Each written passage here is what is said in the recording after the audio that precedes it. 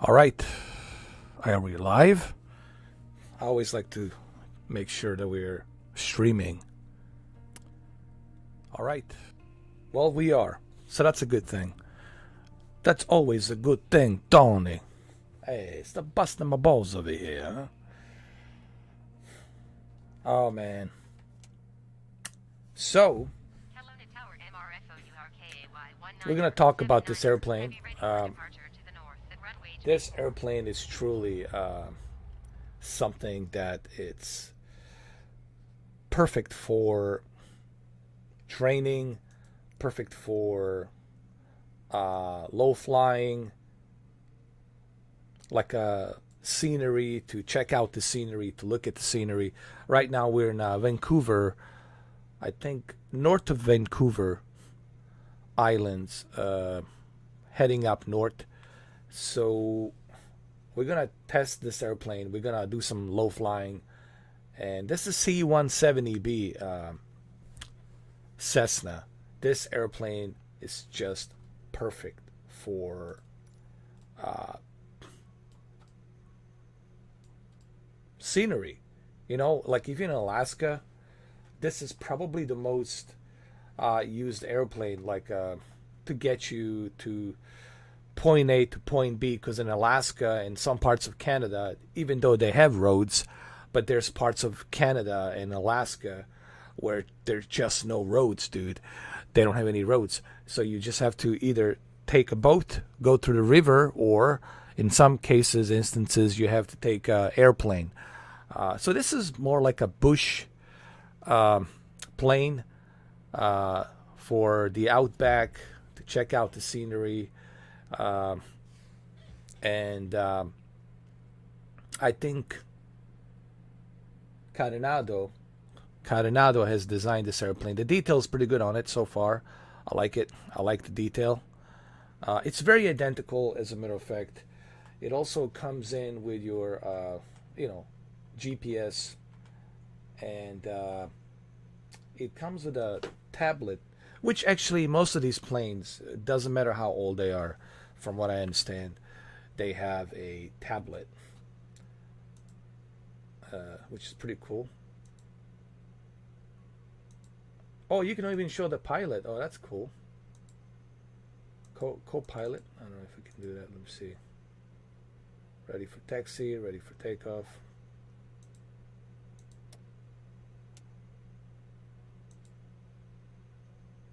Flaps. Pretty cool. Can you? Oh, that's cool. So you can have this tablet. You can have it sit here, or you can remove it. That's cool. So you just press over here and shows up. Cool. Cool. All right. If you guys are wondering, this airplane just came out. It's I believe 14.99, 15 bucks. I think it's worth it.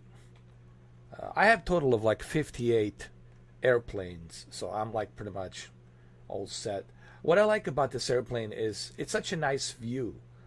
Like, it has a perfect view, like a circular uh, cabin cockpit view. So you pretty much you get an excellent view of around you as you are flying. So it's perfect for VR, excellent for seeing what's in front of you, left and right, you know. So let's start this airplane. Let's go check it out.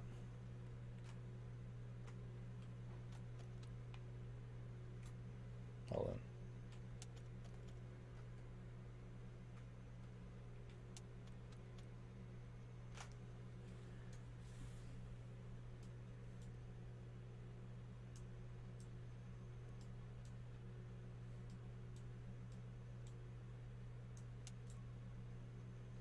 Let me see where the ignition is.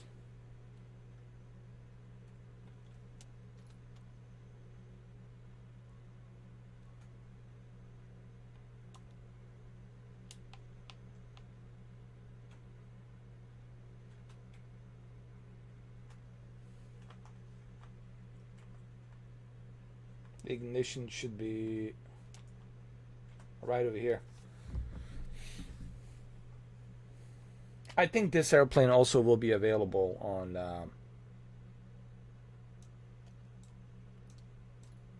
the Xbox Series X and Series S version.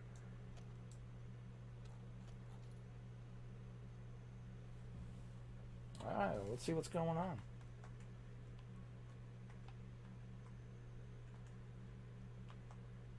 It's not starting for some reason. Let me see. Let me see. Let me check the...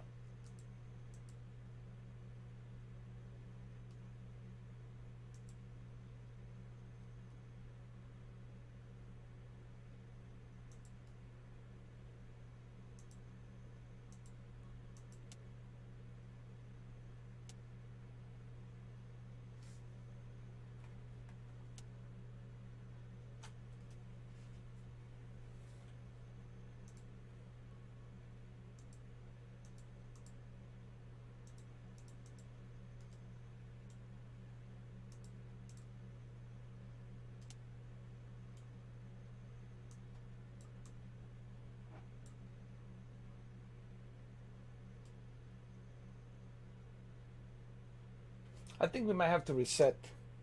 For some reason it won't start. I don't know why. We might have to reset this really quick.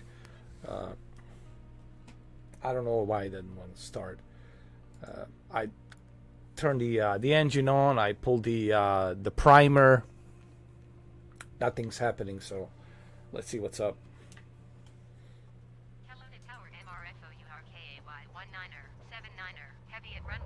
Okay, now it's working.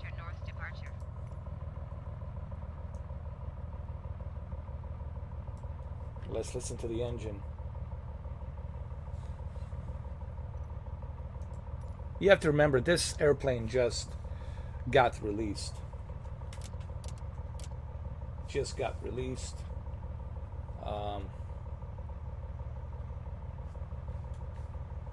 Pretty simple.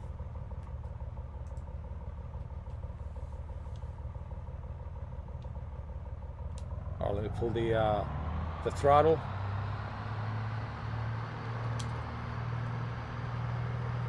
Here we go.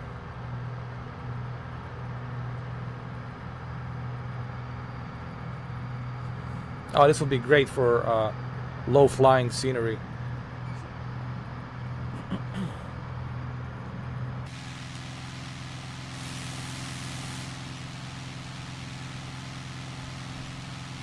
Perfect.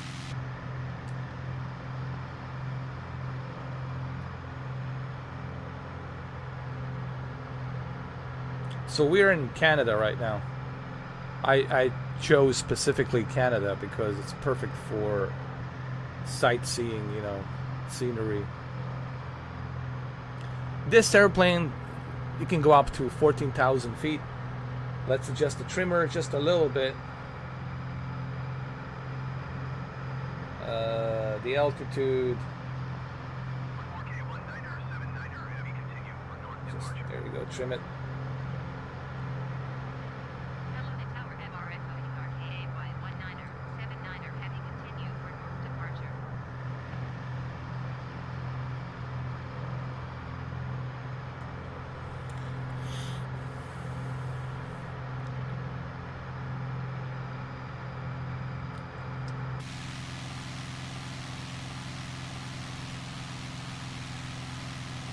Got to check my flaps just to make sure.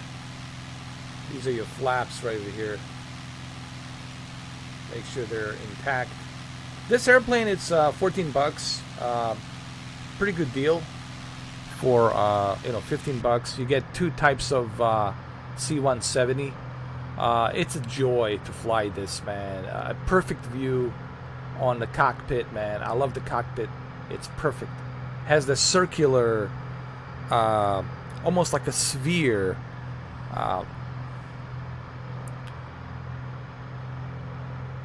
cockpit view, and I like it. Excellent. These are your lights over here.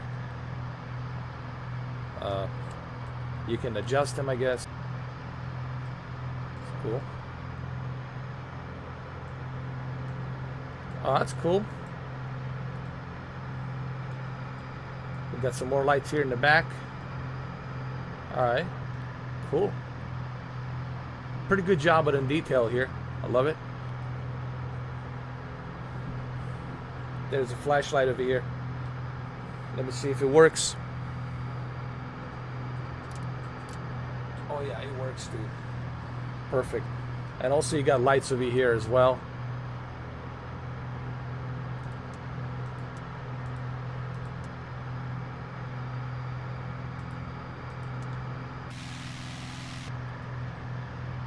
Dude, I love this airplane already.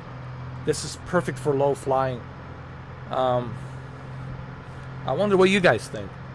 I forgot to check the chat. Hey, what's up? Mano. Montes.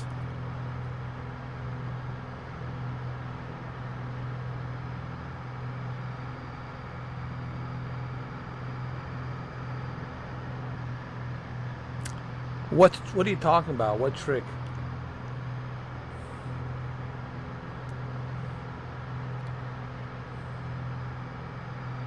There's no trick with the Game Pass. It's the best possible service right now in terms of games. Just for $1 a month, man. They have like a special deal. You can get the Game Pass, man. There's no trick. Game Pass is the best. I look at PlayStation Plus. Can I laugh in your face?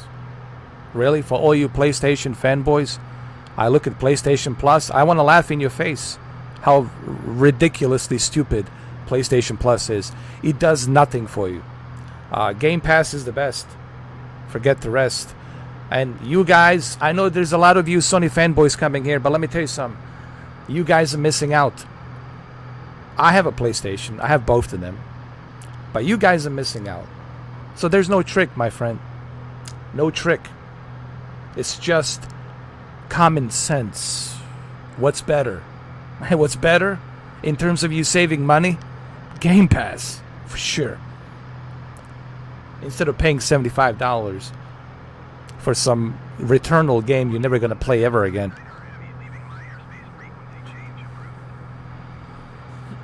PlayStation now, come on, man. It's a joke. 720p, terrible latency. Come on.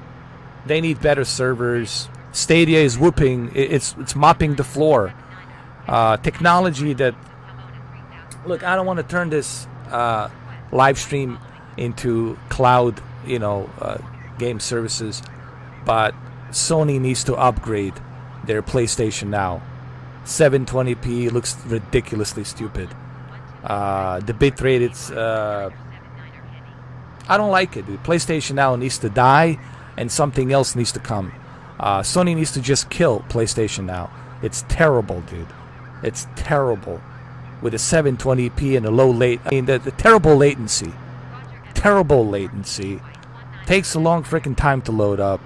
It's just terrible. They need to kill PlayStation Now, and they need to work on some better technology to utilize 4K and HDR to get a proper cloud service. If Sony, listen, Sony doesn't want to get serious. That's the problem with Sony.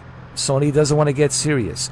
Sony doesn't want to get involved into any kind of serious service business. Microsoft is serious.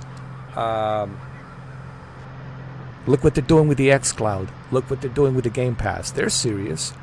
Sony is not. Sony is only flexing their muscles based on their exclusives. That's what they live off of right now. Exclusives. What's coming out this year? Absolutely nothing. What's coming out? Where's Gran Turismo? Maybe 2022. Forbidden West? Hopefully next year. I'm just being honest, dude. And I have a PlayStation 5. And I know you guys, I know I got Sony fanboys all pissed off that I'm doing Microsoft. But I still have my PlayStation. But right now I have no reason. I finished I finished Ratchet and Clank. I had a good time, and that's it. I'm never gonna touch Ratchet and Clank. I'm not gonna go back to it. There's no co-op.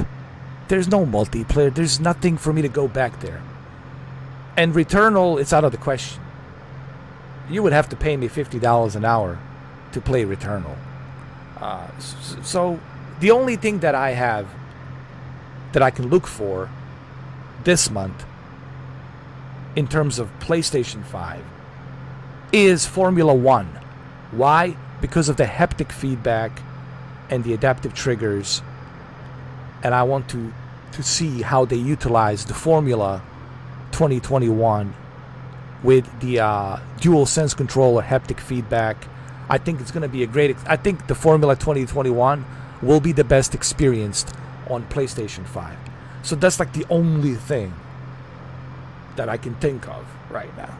And I'm being honest about this. A lot of people are asking me about this. And I know you guys are poking me with these, questions and these comments. And I'm telling you, right now, Formula 1 is the only thing I can think of. 2021. Coming out July 16th. What's the learning curve when... listen, B7, bro. I have PlayStation now. But those PlayStation 3 games with a 720p and that terrible bitrate looks horrible. Looks horrible. I mean, Amazon Luna and Stadia can mop the floor. Listen, you can hate Stadia all day long. And I know they kind of suck as a service. They kind of failed as a service. But my God, they got the best technology in terms of cloud. And Microsoft also is working with the Azure with their technology. But Sony right now, with the PlayStation Now, like I said, it needs to die. They need to create a new service with a much better, faster servers with 4K, HDR, 1440p, whatever. They need to have a much better bitrate, much better lower latency, and they need to bring PlayStation 1 games, the entire library of PlayStation 1 games, the entire library of PlayStation 2 games, the entire library of PlayStation 3 games, and PlayStation 4. And that's what Sony should be working on. If you ask me personally. But at the moment, I don't see Sony, I don't see Jim Ryan doing anything. Like I said, listen, man, I'm not a fan of Jim Ryan. I think he has really took a big poop on PlayStation 5. And this is coming from a guy who has 2 PlayStation 5s. But I'm telling you, also coming from a guy who has the original PlayStation 3 fat. It's right here. Right there. Original PlayStation 3 fat. Okay? So, you talk about a Sony fanboy, you're looking at the original Sony fanboy. You just don't know it. The news hasn't been broken yet for you to know it. And I'm telling you, Jim Ryan took a big fucking poop on fucking Sony PlayStation. And I'll be the first one to say it. No one else wants to say it. Even Review Tech USA is starting to agree. These are some stupid decisions.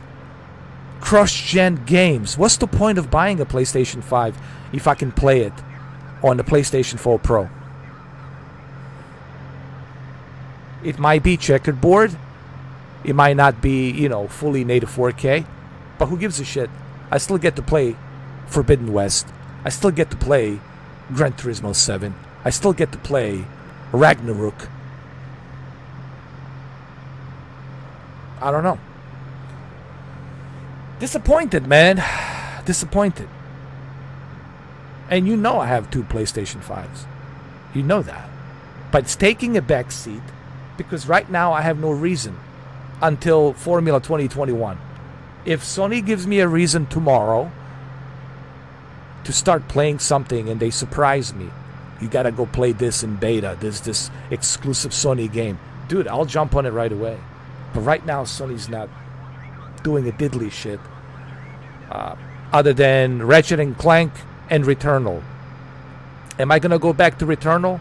You guys have to pay me $50 an hour. Seriously, I'm not gonna lose my nerves playing Returnal. Ratchet and Clank, I finished that already twice on medium difficulty and easy difficulty. Am I gonna go to harder difficulty? I don't know. Whenever I get a chance, but it's kind of boring. I already finished. I already played throughout all of the levels. It's just no co-op, nothing there, no DLCs coming out. Anyway, let's get back to this aircraft, this Cessna plane, this airplane.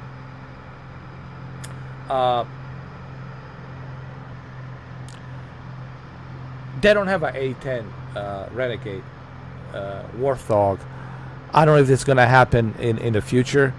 What they have currently, it's F-15 Typhoon 2000 European fighter, and I think they got some old Italian fighter. I forgot the name of the airplane, but you have to remember something, guys. Flight Simulator is not really about. Here's the mistake that a lot of you are making. Flight Simulator is not about jet fighters, even though there will be some jet fighters, including Top Gun Maverick, F-18 Sea Hornet, F-14, Tomcat. They're gonna have those airplanes, and most likely they will have F-16 in the future. But you got to remember something. Flight Simulator, it's about enjoying the flying, enjoying the scenery. That's what it's about. It's about soaking it all in and enjoying the beauty of flying in real time, checking out the scenery in Canada, stuff like that. If you guys want that true Air Force experience, you got to go to DCS. DCS. That's where all the Air Force pilots, ex-Air Force pilots, jet fighter pilots, like a C.W. Limon and the other guy, I forgot the other guy. There's another guy who's U.S. Navy. That's a friend with Limon. You gotta go to DCS, like the DCS, Digital Combat Simulator World. That's where you gotta go. But the planes are super expensive. We're talking $70 for F-16, $60 for F-18. Airplanes are expensive, but those are the top-notch, fully functional jet fighters. Flight Simulator, it's not trying to attract the ex-Air Force jet fighters, okay? They're trying to attract individuals who are flight enthusiasts, who love flying, Hey, what's up, Mersu? How you doing, bro? Which, man, I need glasses. Seriously, guys. Dude, I'm not seeing too good. Man, really, I gotta examine my eyes. I know it's kind of funny coming from Mr. 4K. Dude, I can't see shit these days. I wish that you guys would type in caps.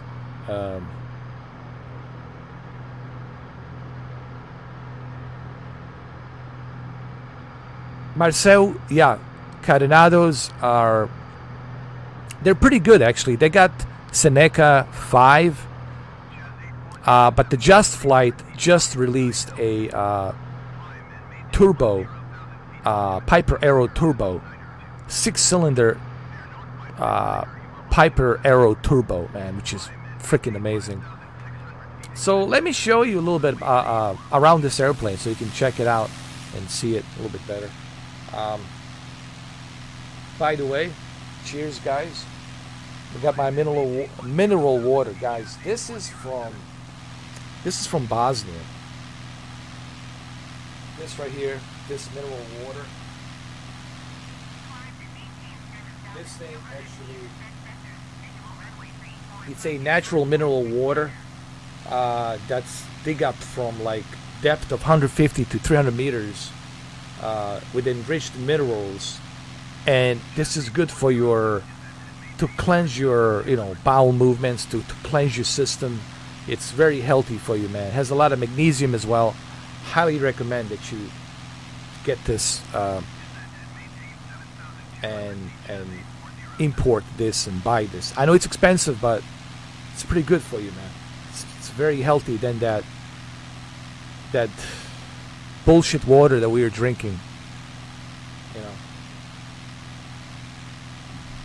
Everything that's natural, it's better, man.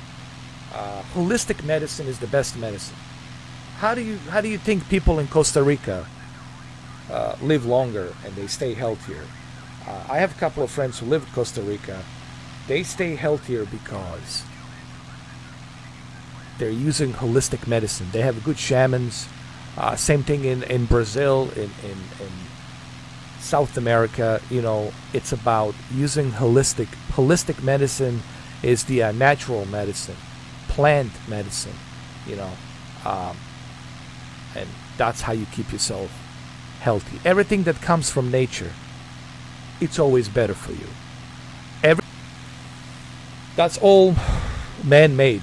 That's all risk involved. Granted, there's certain things you got to do with surgery. There's certain things you have to do, but the drugs they give you, all that poison, it's not good for you. Holistic medicine. I know a couple of shamans who performed the ayahuasca procedure. My cousin done it. Yes, it felt uncomfortable. He told me when it was all done, when he finally threw up, and then he went to like state of trance. He said he felt like he didn't care about. He sold his BMW M6, bought himself a small little Honda. Didn't care about having a big house. Sold his big house. Lives in a small little cabin up in upstate New York, and I need to visit him. He's in upstate New York. Wants to start a little ski resort during the winter. He changed. He's out there in like Lake Placid, the Olympic town, and he got drawn into living there now, and his life changed, dude. He met love of his life. They have 3 beautiful children, all because of the ayahuasca. Changed his life. It's almost like it gave him a coordinations as to what to do. Like it almost like unlocked the coordinations. Like, hey, you've been doing everything wrong to this point, and now this is what you need to do. This is where you need to go. Telling you guys, I'm not bullshitting, man. My cousin, I'll ask him if he wants to ever do like a live show with me. He'll tell you that story.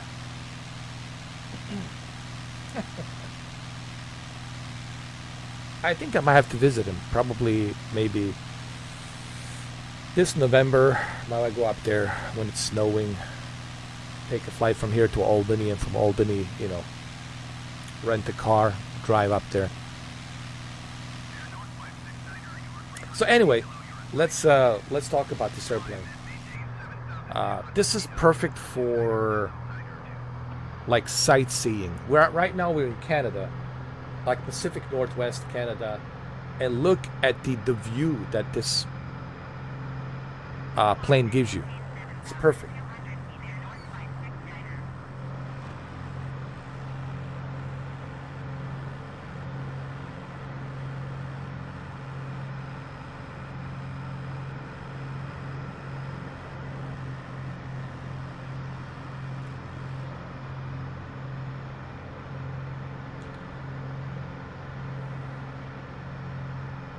What was the question? Is there a lot of studying involved um,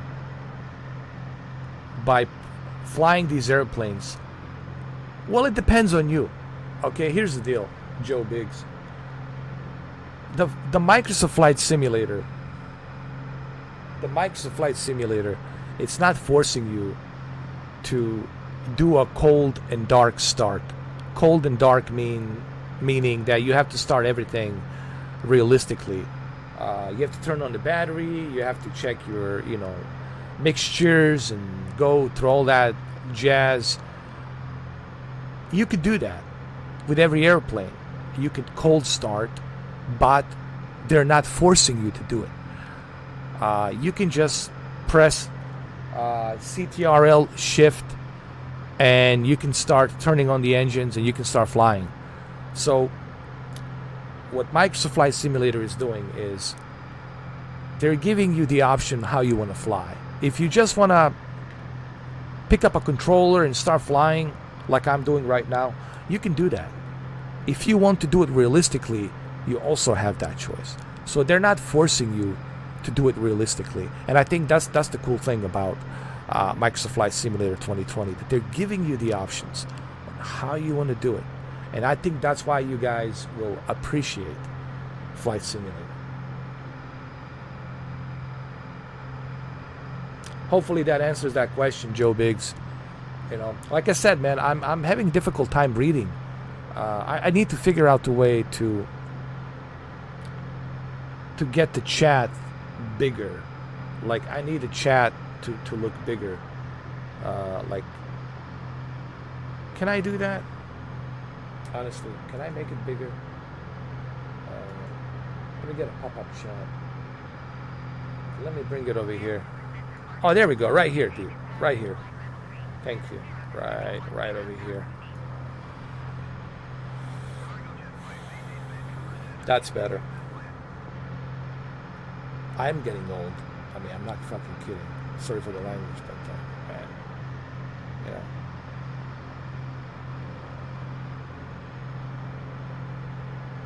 I'm gonna have to wear some funky glasses,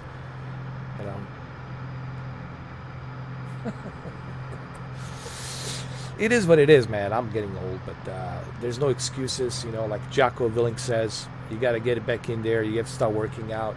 You got to get on a diet. You got to take care of yourself. Bottom line is, yeah, Marcel, it's beautiful. And this is Canada, actually. We are, let me see, where are we? Let's look at the map. So this is Vancouver Islands over here, and we are right over here.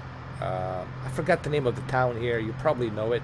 It's the Pacific Northwest, just north of Seattle, northeast of Seattle, and of course northeast of Vancouver Islands.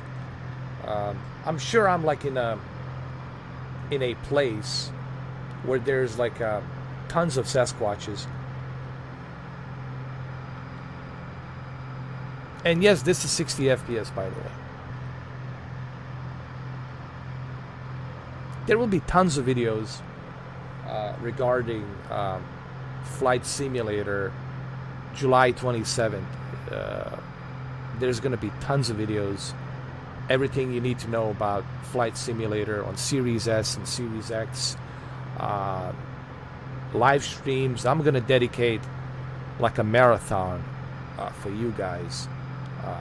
And hopefully maybe some of my Sony friends. And I know I have some Sony friends.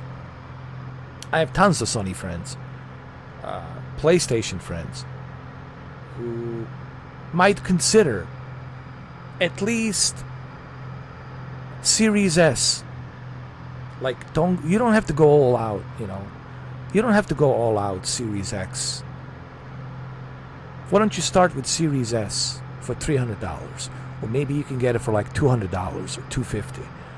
Start with a Series S and give it a try. I just give it a try.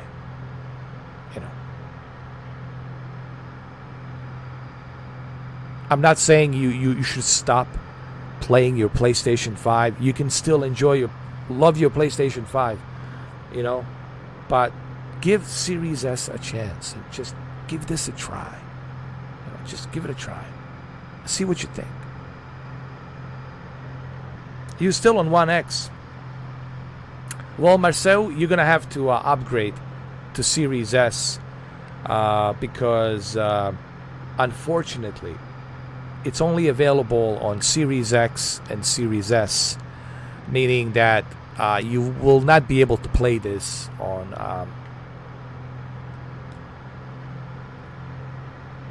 Xbox One X, which I'm surprised.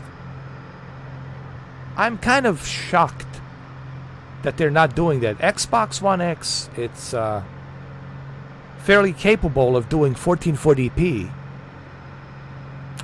upscale to 4K. I'm pretty sure Project Scorpio. See, I can criticize Microsoft when I feel that the criticism should be there. Like, why leave out people who have Xbox One X? I think Xbox One X, it's still powerful. I have it. It's a still powerful 4K machine. And I'm pretty sure, I'm pretty sure that it can handle Flight Simulator. In my humble opinion. So I don't know what's up with that. But again, I'm not working for Asobo. You have to remember DirectX 12 and the RDNA 2 velocity architecture.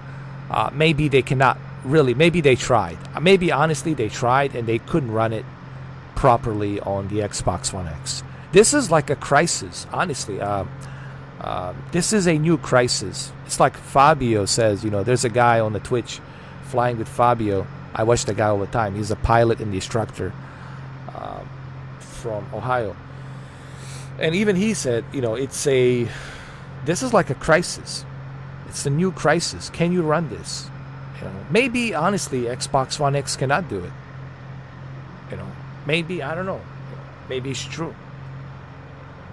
But part of me believes they could squeeze something out of it to at least have it run like me. You guys have any questions about? Here, let me show you something. I think I know what you guys want to ask. This is what you want to ask. How is this? What's the trick here? Well, there's a trick over here. My rendering scaling resolution, it's 1080. The rendering scaling resolution, it's really where you're gonna have to keep an eye on. And the only way currently with my 2060 Super, the only way for me to reach the 60 FPS, it's by having 1920 by 1080 scaling resolution, upscale to 4K.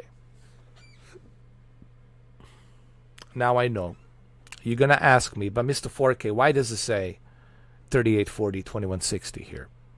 I want you to keep an eye on this guy.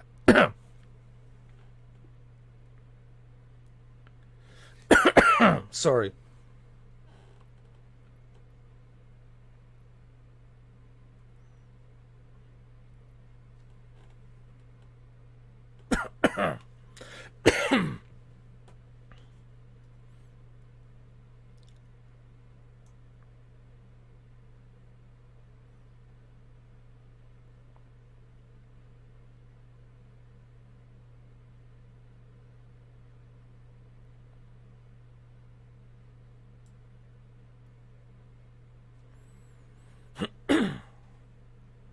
Damn, I cannot talk.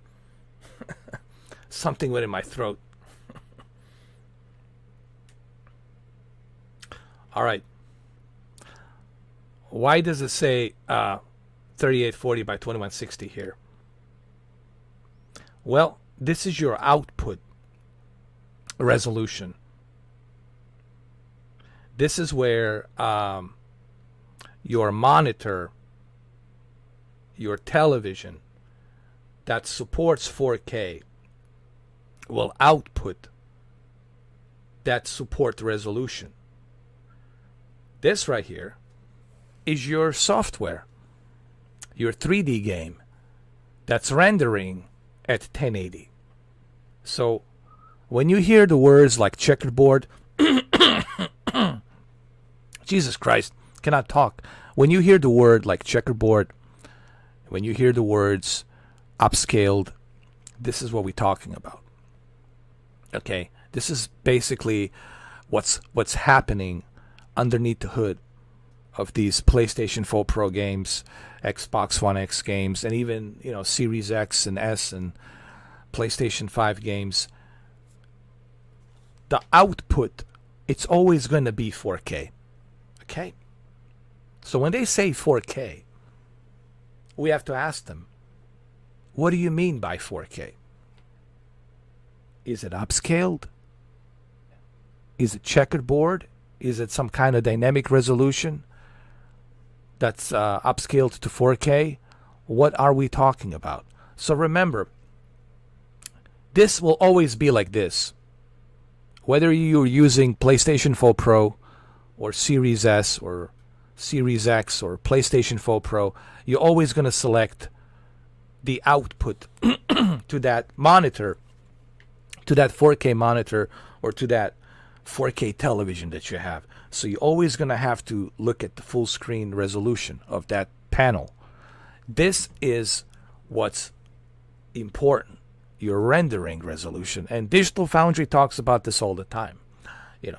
So this right here is what you have to look for. If I was to move this rendering resolution to 4K, my frame rates would have dropped dramatically to like 29, 28, 27, 28, 29, like roughly 27, 20, not even steady 30 FPS. For me to keep it steady 30 FPS, I would have to remove a bunch of stuff here. And even here, I just want to show you some examples. Even here, at 1080p, and again, I'm sorry for coughing. Even here, at 1080p rendering resolution, I still have to make sure that my settings are equally calibrated. For example, my anisotropic filtering, it's at 2 times. My texture supersampling, it's 2x2. My terrain vector data, it's set to medium. My motion blur, it's set to medium. Glass cockpit refresh rate, set to medium. Lens correction, turned off. Even my shadow mapping has been toned down to... Why is this being done? This is being done so that way my 2060 Super and my i7 processor and my 16 gigs of RAM can keep up with this juggernaut of the game. So guys, you should be blessed. When I tell you, you should be blessed that you have Series X and that you have Series S. Because this is a huge undertaking to bring this crisis of flying simulator onto the console and Xbox console. Of course, they could run this on the PlayStation 5, but it will never happen on a PlayStation to have this on your console, especially a $300 console. This is like the cheapest way to jump into a flight simulator, So it's a pretty big deal.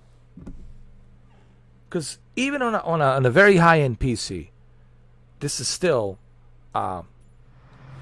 it's still a huge undertaking to keep everything at native 4K. Obviously, running this in native 4K. You saw the video of me doing it 28 frames per second. Looks pristine, looks beautiful. in native 4K. It looks stunning. This game looks oof, unbelievably stunning in native 4K. But you're gonna need some super expensive PC. And even then, you're looking at like 57 to 54 frames per second. It's not a steady 60 FPS. It fluctuates. Even with 3090, it's fluctuating. I've seen a guy with a 3090 and a 32 gigs of RAM and i9 processor with like 18 cores. He got like roughly 55 to 56 frames per second. Barely ever hits 60 at ultra settings. The only time he was able to hit 60 was when he moved everything to like a high-end settings. It's huge undertaking to run this game on a PC, and now you'll be able to run it on a Xbox Series X and Series S. So if it's not running in native 4K, guys, so this is why I keep telling everybody, don't expect it to run in native 4K, guys. There wouldn't be a more happier person. Listen, there isn't going to be more happier and more happiest person on this planet than me, if in fact they're able to run it in native 4K. Dude, I'm gonna celebrate. But if they can pull it off with all the bells and whistles at 30 FPS, native 4K, I'm gonna celebrate. I'm telling you, on July 27th, I'm gonna celebrate. But I'm just trying to be real. I'm just trying to be realistic here. I know, Marcel.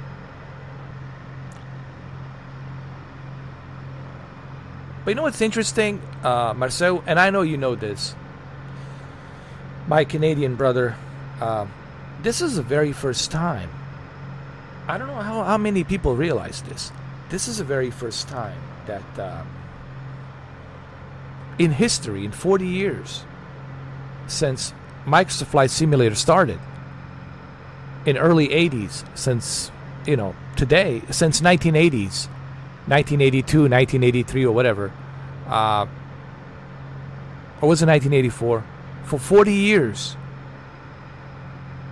this is the very first time that we actually see a flight simulator of any kind on a console.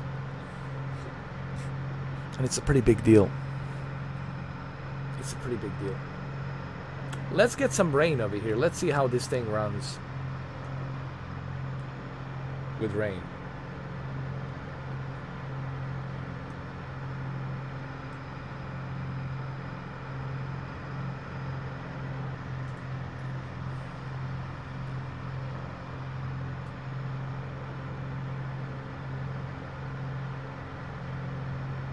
I'm going to check it out right now.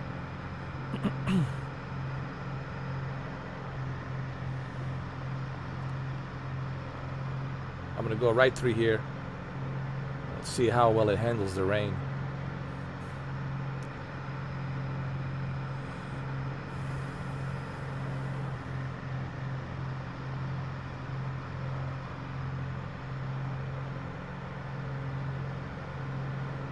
A lot of people forget that. They forget that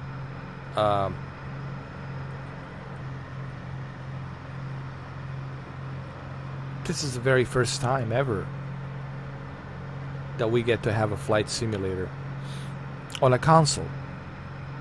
Since the age of consoles, since the dawn of consoles, this is remarkable in history. This should be historical because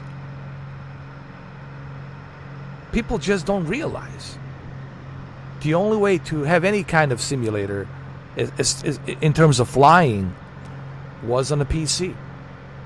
But now that will change come July 27th.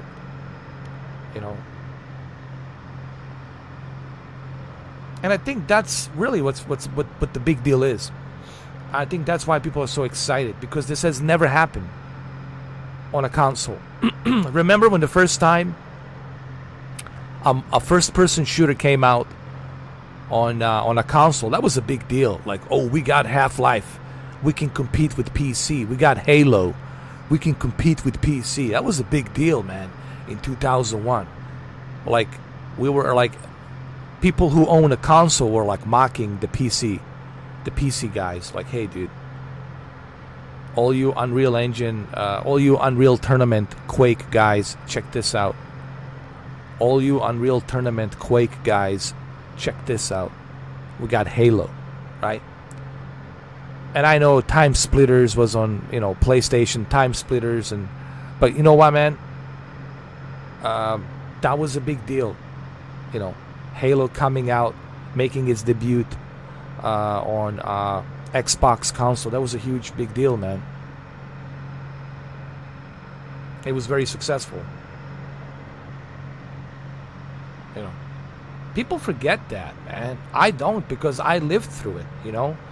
I'm an old geezer. I lived through all of that, and I know you guys too. I know some of you are my age, but I lived through it, man. I know the history of gaming fairly well. I wouldn't call myself a video game historian, but I lived through it, man. And listen, man, my uncle,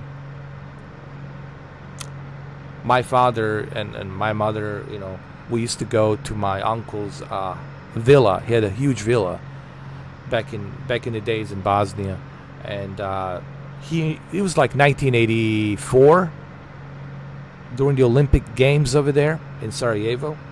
I remember staying at his villa, beautiful villa, out there in the nature. It was nice, man. I remember him showing my dad, that was his brother, my dad, showing him a Spectrum, Sinclair Spectrum ZX. And I remember playing a lunar landing and Grand Prix on that Spectrum Sinclair ZX. And I'll never forget that beautiful loading sound,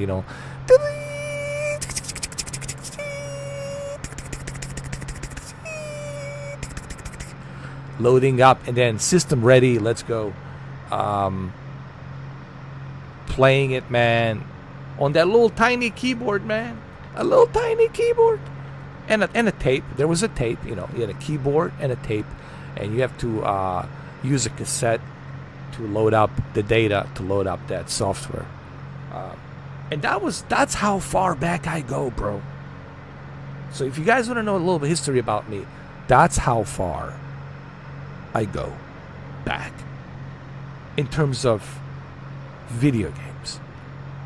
My very first time being introduced to Spectrum Sinclair ZX.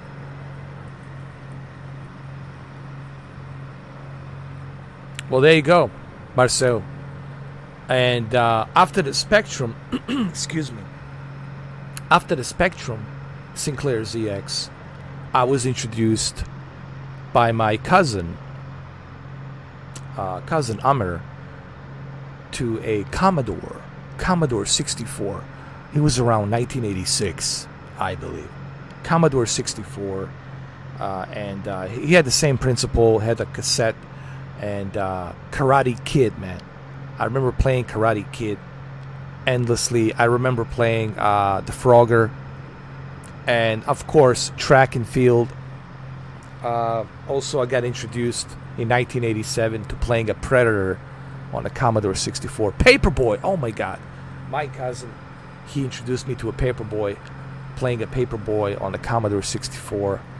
And then after that, my other cousin, Adiz, introduced me to Amiga 500. Said, I got a floppy disk. In 1988, got a floppy disk. I got an Amiga 500. Check this out. Dude, I was blown away by Amiga 500. that big giant keyboard. It looked like something out of Star Wars, man. Like a Darth Vader, Empire Strikes Back spaceship or some shit. Amiga 500. And I remember playing a RoboCop. It was a very first 3D RoboCop game. Where you're driving a car, you're driving the car, going left and right, looking for the suspects and responding to the calls, and then you can see, the lines going up and down, and you can see the gun. You can actually drive the car. I remember playing that. That was a pretty big deal. Then after Amiga 500, I got sucked into Super Nintendo and NES, Nintendo Entertainment System and Super Nintendo Entertainment System. And after that, with Nintendo, I got sucked into Sega Genesis big time. And after Sega Genesis, that war happened in Bosnia in 1990s. And then, I didn't get a chance to play any video games because I was stuck there without electricity. It was terrible, man. I was trying to survive. The city was under siege from 1992 all the way through 1995. And then, obviously, after the war, I finally got back into Sega Saturn in 1996. I'm gonna give you a little backstory. I got sucked into Sega Saturn and Nintendo 64 in 1996. So Nintendo 64 and Sega Saturn. Zelda, I love my Sega Saturn. The game I played was called D. And also played NBA Jam, NBA Live, and a bunch of other ones. And then finally, if you guys want me to go in further, finally in 1998, I was introduced to Metal Gear, Snake, Colonel. This is Snake. Finally, I got introduced to PlayStation, 1998. So I've been gaming, man, since 1984. And I'm just giving you a little brief backstory. Just a little brief backstory, Yeah. Hey, what's up, Stevie? How you doing? What's up, Marcel? Commodore 64, that's a good start, man. Commodore 64 was awesome. So many cool games on the Commodore 64, man. It was great.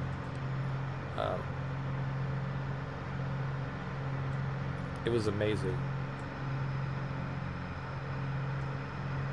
I want to get some rain. I want to see how this thing operates under some heavy rain.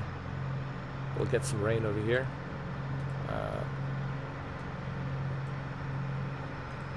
I just want to see how well it handles under very heavy rain. I want to see how well it handles it. Yeah, those were the happy days, guys. Those were the great days. And I miss those days.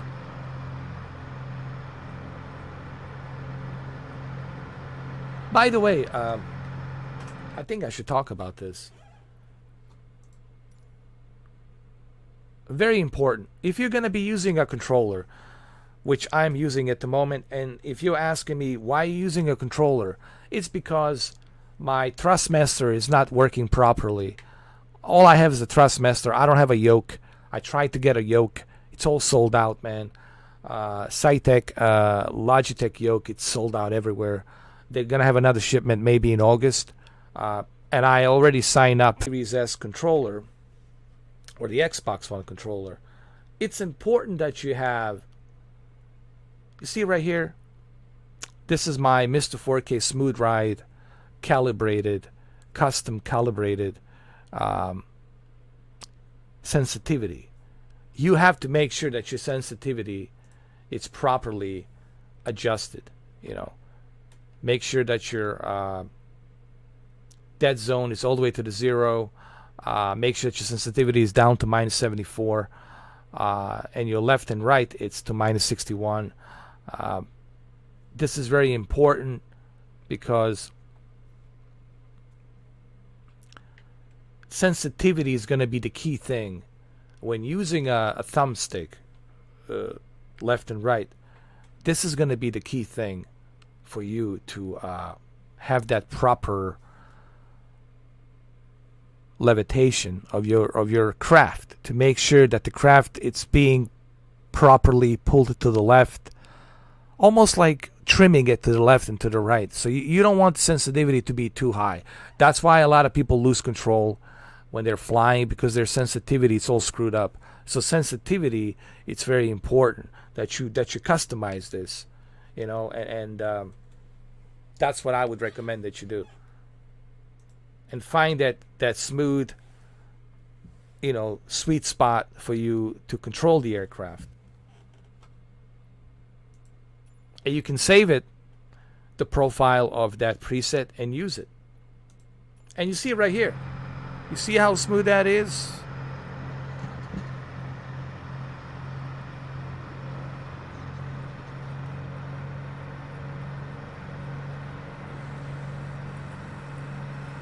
Definitely feels smoother. Now we have to also decrease our speed. See how many. What's our speed over here? Double check it.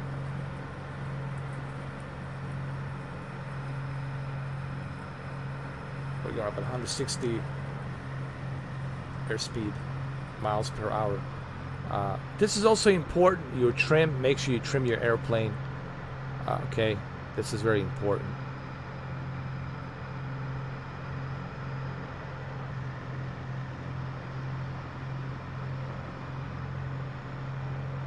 Trimming your airplane, it's very important. Looking at your attitude. You should always start.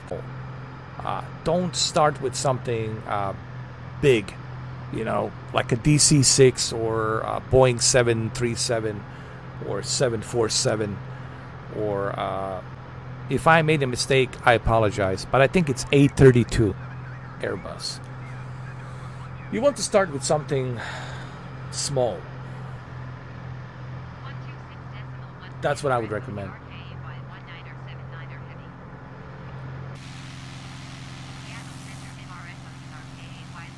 I'm going to go ahead and change the weather. I'm just kind of testing how this airplane works. Let's try and put a few clouds, and let's do it like at night. I want to see what this airplane is at night. Like how well does it function at night. I'm just kind of testing this airplane with a low flying just to see how good it is. What kind of view can I get here? I mean, it's a beautiful view here, man. This airplane gives you such a beautiful circular curved view. You're not gonna have any issues checking out the scenery with this airplane. That's what this airplane is really designed for. It's designed to get that scenery. Okay? And it's lit up very nicely here, as you can see. No problems.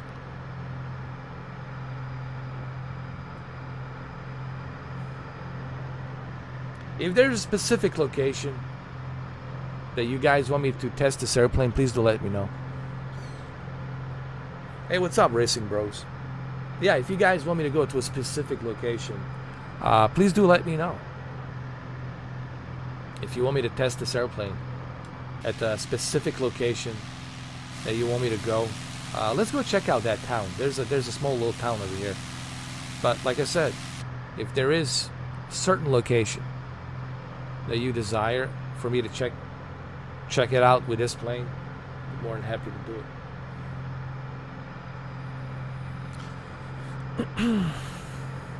Lawrenceville, Georgia. Lawrenceville, Georgia? Yeah, I can go there. You just have to give me a coordination. I need to find out where that city is. Lawrenceville, Georgia. Actually, I can find it on the map. You don't have to do anything, man. I got it. It's all good, man.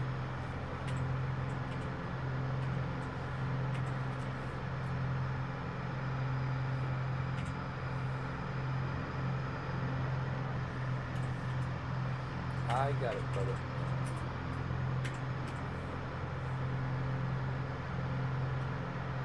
between city and Georgia. I just gotta look at the map, check it out, and see where it is on the map, and that's it. I'm good to go, bro. That's what I love about the internet. Oh, it's not far from Atlanta. Not far from Atlanta. That's perfect. Right next to Rhodes Jordan Park. Okay, yeah, I can go there. For sure. We can take off from Atlanta and then to Rhodes, to this place right here. Yeah. Lawrenceville. Yeah, we can do that, bro. But let me first land this sucker. Let me land this airplane, this Cessna, and we're gonna go. Lukla. Hey, what's up, Dale? Yeah, we can do Lukla, but to be honest with you, Dale, we can do it, but you have to remember this airplane. It's really not meant for that altitude. You know, in Himalayas, where the Mount Everest is. I know you're talking about the Mount Everest, because this thing can only go up to 14,000 feet, and Mount Everest is about altitude. It's what, 29,000 feet.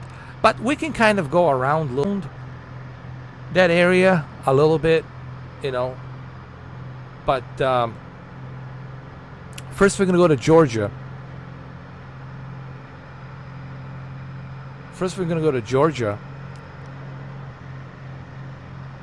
To Lawrenceville, and then after that, Dale, we're gonna go to Lukla Airport. That's the most dangerous airport ever. The most dangerous airport ever. And but they have to land there. They have no choice. If you want to climb the Mount Everest, you gotta go there.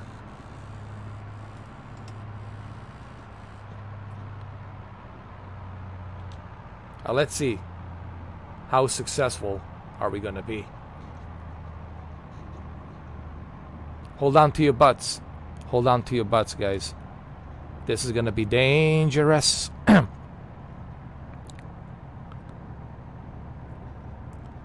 Dangerous. Dangerous.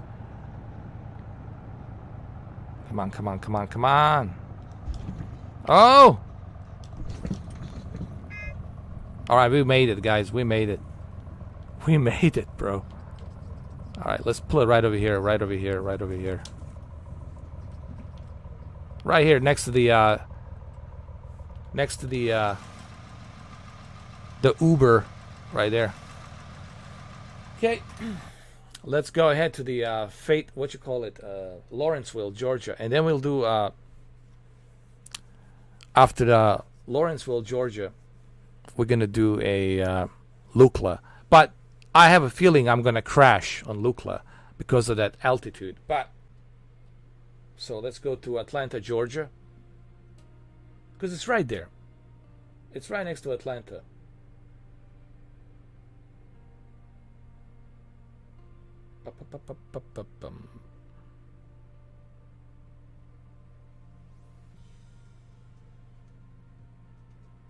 Believe it or not, the best aircraft, the best airplane to visit a Mount Everest was F-15. I used the F-15. That was like the only way. It was the only way. So let's go to... We're not going to use the live weather because, well, put a clear skies.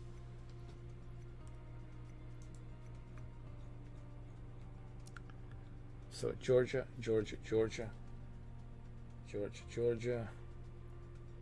See.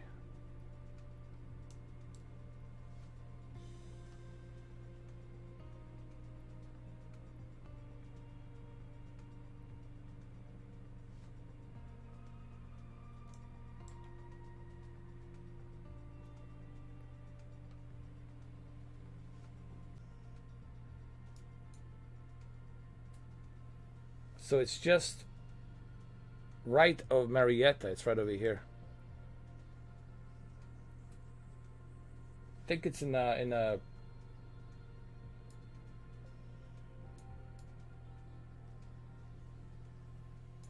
Barrow County, right?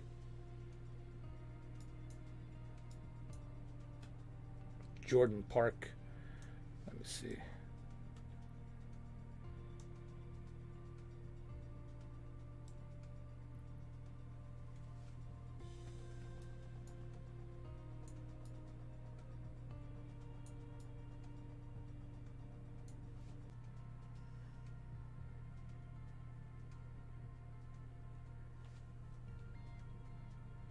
The airport. Let me see.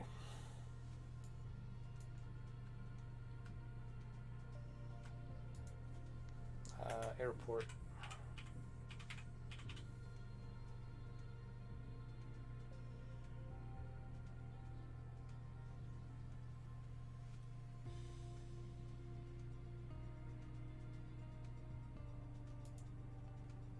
Ah, there it is. I see it.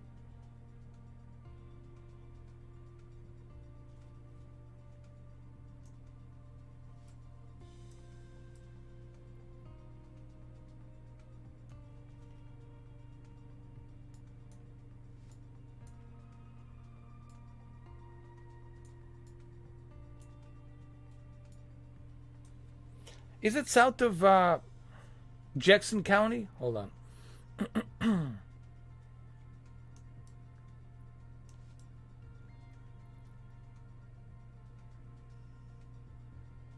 This is it. Gwinnett County, right? KLZU. This is it.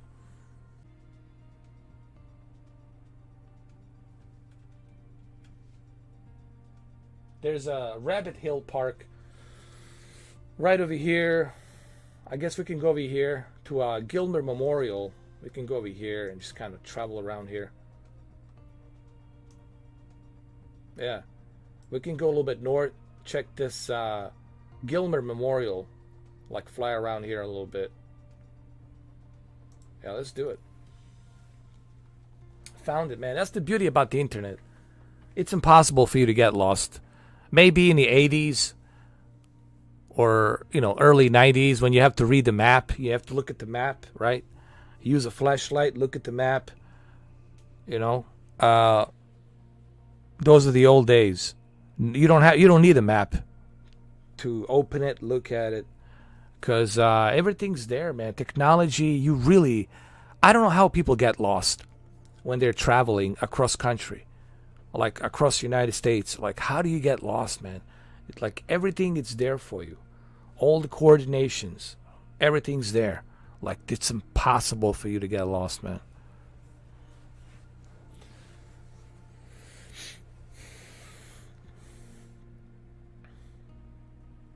Downtown Lawrenceville, yeah, we could do that. Which I believe is just south. Just south of me.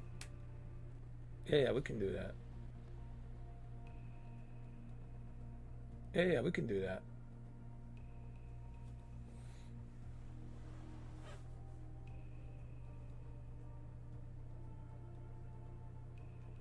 There's an American restaurant called Universal Joint. So there we go. We are ready, fellas. We're ready. This is for Racing Bros. Racing Brothers. Racing Brothers. Hold on. Let's look at the map really quick. Let's just see where we are. Okay. So we're going to go down south. It should be right over here. Just south of us. We're going to disregard going up here. Just to south to us over here. Perfect. We're going to go straight and then left, south. Anytime, man. It's all good. And then after this, we're going to go to Lukla, Nepal Airport. But first, let's start the engines.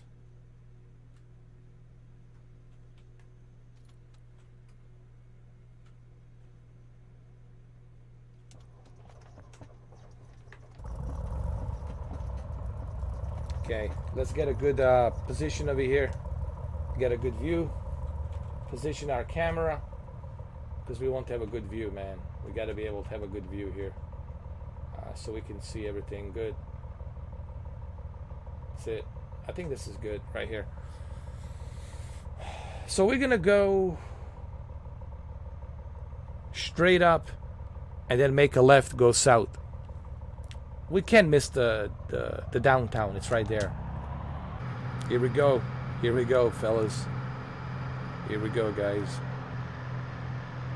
Oh, it's such a joy lifting this plane up, man. Such a joy. We'll have a pretty good view. This is your hometown.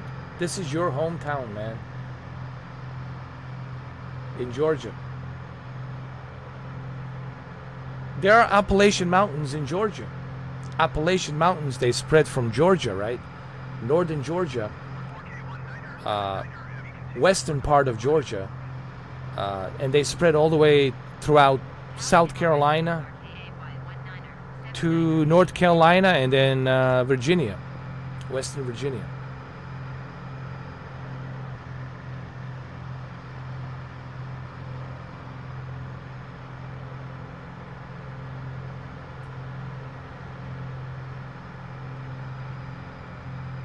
Let's check it out. We're going to do a little bit of low flying to get a better look at the town. You probably know this road. I bet you know this road. Like, oh, this looks familiar, bro. This is where me and Johnny, man. Where me and Johnny finally popped our cherry, bro.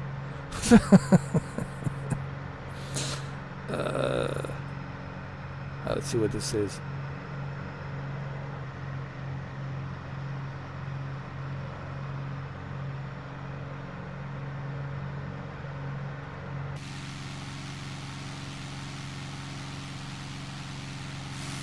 So the downtown, it's probably gonna be right here on the left.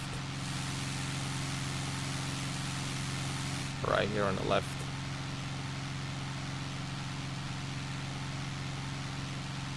Here, I'm gonna show it to you like this.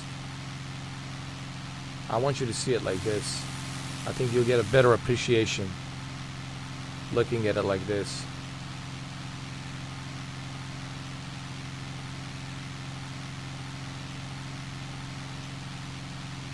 Oh look, there's somebody else with the F-15. Dude, I got another escort with the F-15. Oh, that's cool, man. There's a nice housing place over here, man. Look at this. This looks like a place where they filmed Tomorrow's War, dude. Did they film it here? I think they filmed it here in Georgia somewhere. Chris Pratt. I think they might have filmed it here, man. This looks like a location, exactly, where they might have filmed that Christmas scene of Tomorrow's War.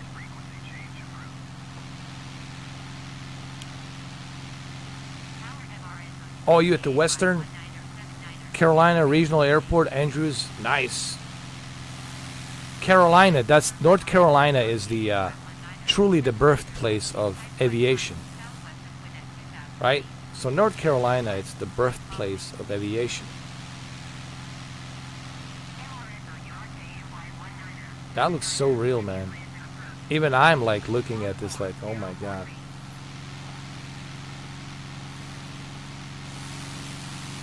And look at the cockpit here, man. Even here on the cockpit, just looks phenomenal. What's that mountain over there? By the way, Racing Bros, what is that mountain? Can you tell us a little bit about that mountain? We're gonna go check it out.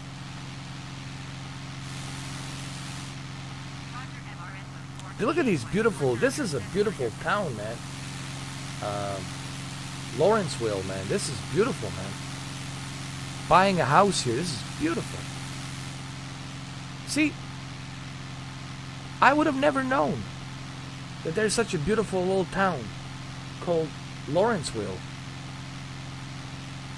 north of Atlanta. I would have never known that's in Georgia, unless someone has told me. But you see, through this flight simulator, I can find some of these places.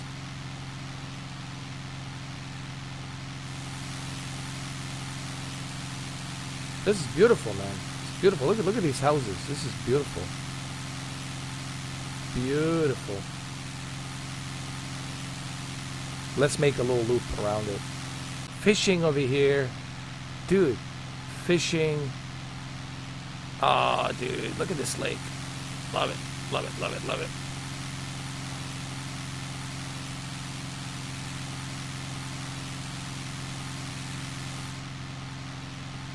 You know what you can do with this flight simulator, guys? For those of us who live in the United States of America, there's 50 states for us to explore and travel. And with this software, with Flight Simulator, you can find these beautiful towns, these beautiful hotspots. I call them hotspots. They're like beautiful towns, like Lawrenceville. I never knew that such a beautiful town exists, but now I know. And then you can travel there, get in your car and travel there, and enjoy the town. And I think that's what's so amazing about Flight Simulator 2020, and that's why so many people are excited. And people ask me, "Hey, Mr. 4K," no, not yet. Not yet. But we're going to go to downtown pretty soon. I think it's this way.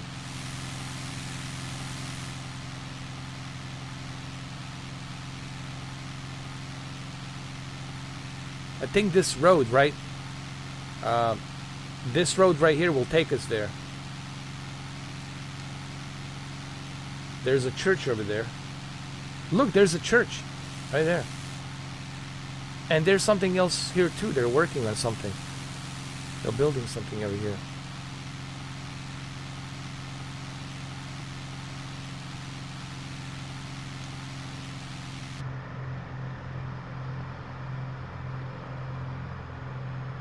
I hope I'm not going the wrong way.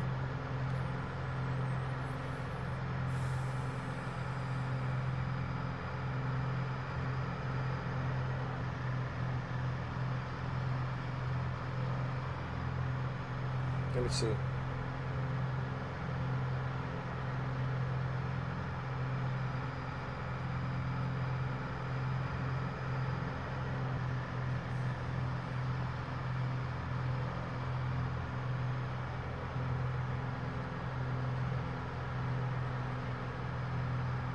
I think it's this way. Down there. Down there, I think, honestly. It's up here. Let me see.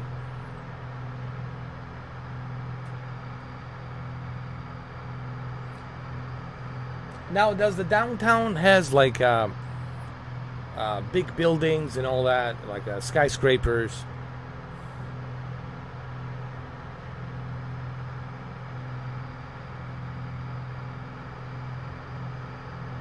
I hope I'm going the right direction.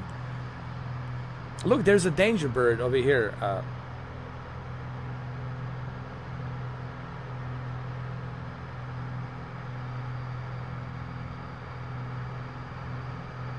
Hey, what's up, Stevie? Thank you, man. Look, there's somebody, danger bird.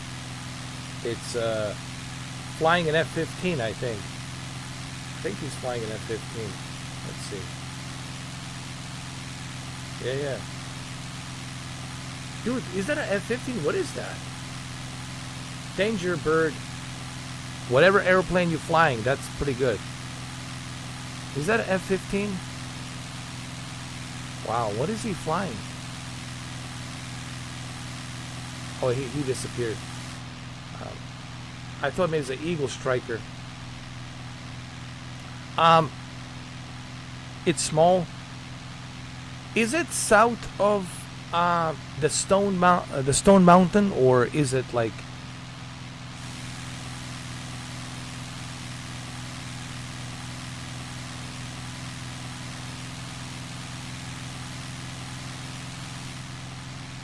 Let me see. That was F-15. Yeah. Eagle striker. Oh, there it is. I think it's right here. I think this has to be the downtown. Like right in this area.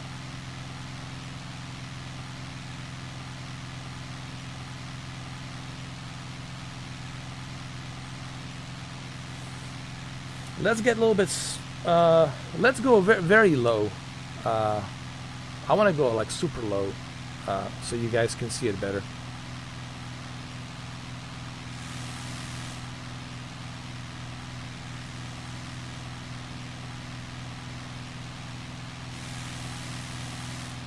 Look how beautiful the vegetation is here, man. Oh man, this looks nice. Hold on.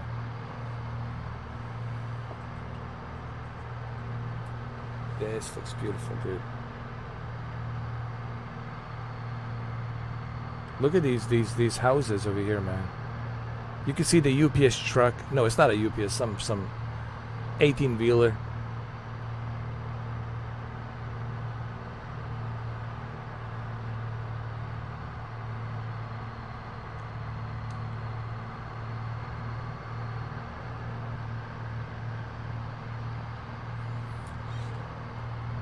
Look, Danger Bird, it's escorting me. He's gonna show me where the downtown is. Thank you, Danger Bird.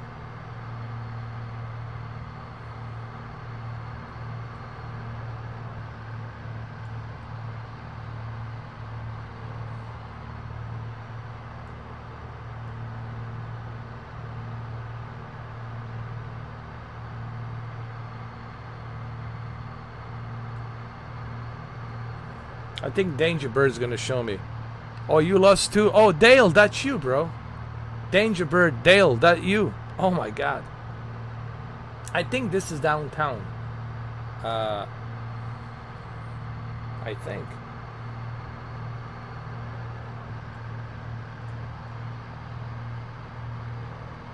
This has to lead to a downtown, like over here somewhere.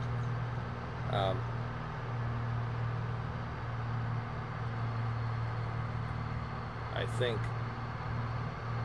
Like shopping malls and stuff like that. Right?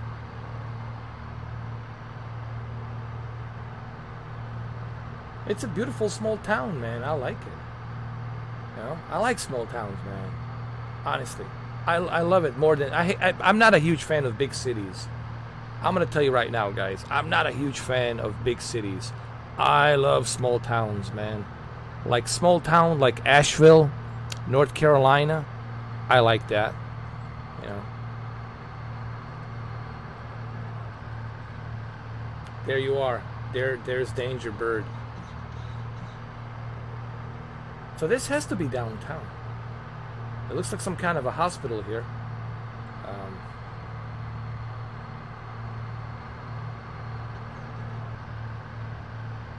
I found it, but it says that it's hold on. Let me look at the map.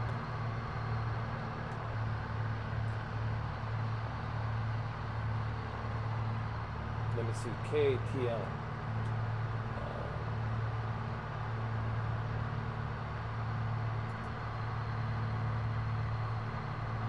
Lawrenceville. Let's see.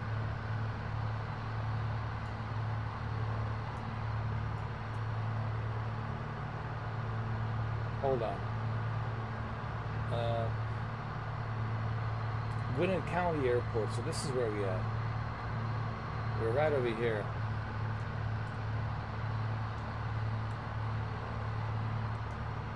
So we need to go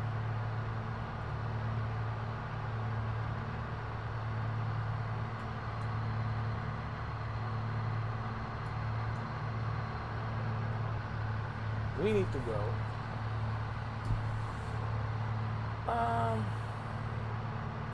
south. So we're going the wrong way. We need to go south. And right now we're going north. It's behind us. This road right here will take us south. Yes, 124. Some kind of a highway called 124. Or no, it's called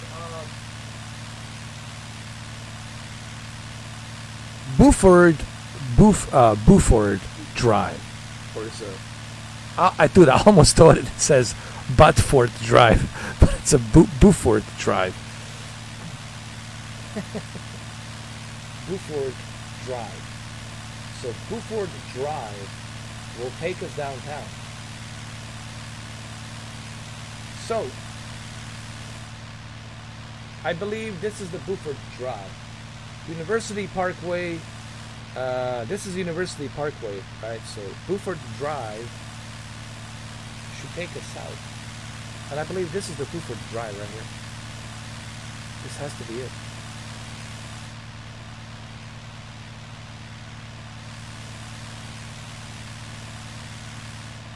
Let me see.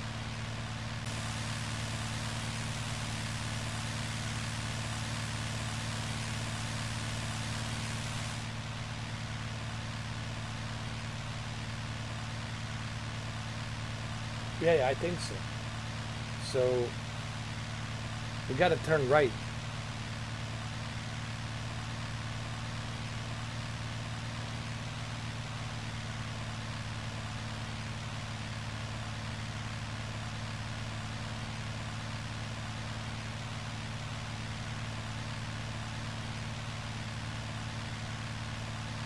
There's like a post office and some other things. I think this is it, bro. This has to be it.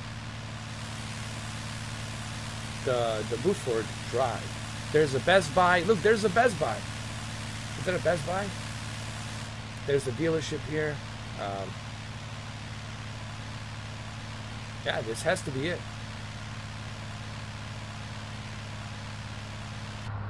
Hold on.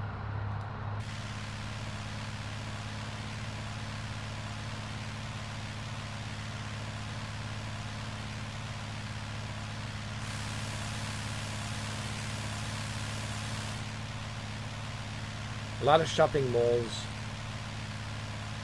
What is this? GameSpot? A movie theater? You probably know this area. Racing Bros. If you find something familiar here, just let us know, man. You should be able to recognize this. This is your hometown.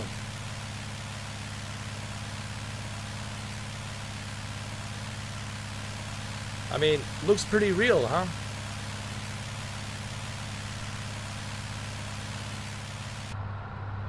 Look at that.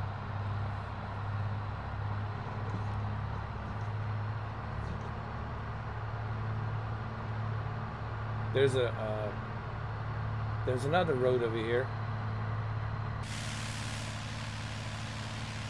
There's another place over here.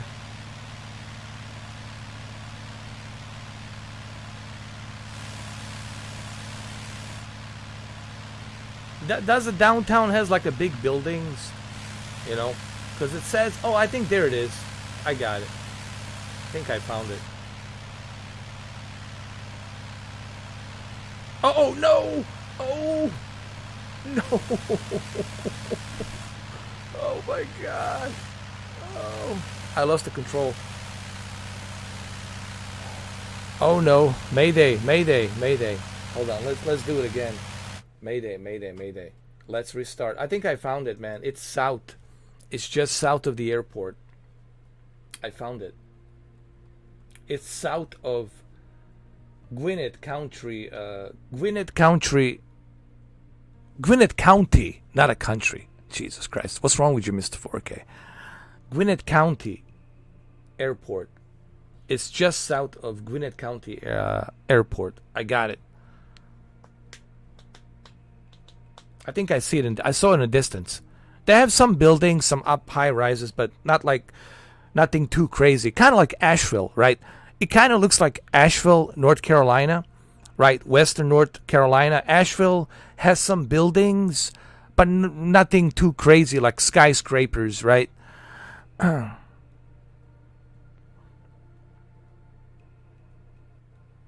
Now, Atlanta, you see the skyscrapers, Dallas, you see the skyscrapers, Miami, you see the skyscrapers, so it's a big city.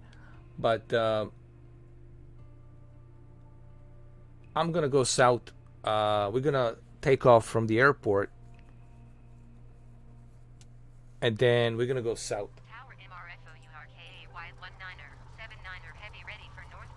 So basically, that's what we're gonna do.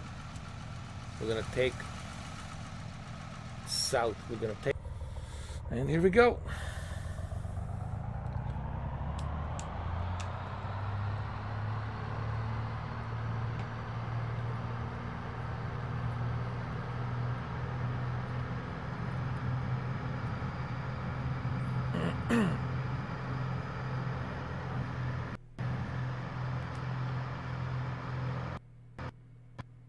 Uh-oh. Uh-oh. Something's going on with my computer. Oh my god. No. Don't crash. Alright, here we go. So, let's look at the... So we gotta go south. We gotta go south. And... don't worry, we'll find it.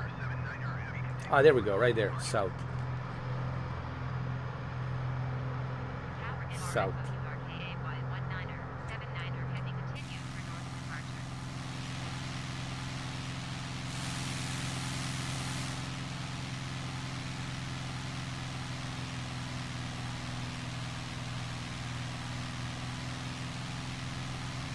Are we going south? Let me see. Nope. Hold on.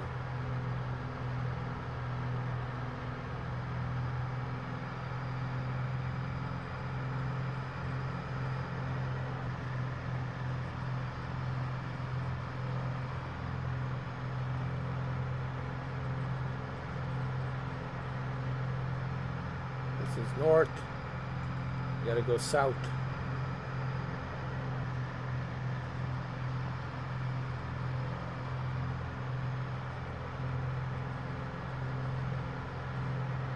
There we go.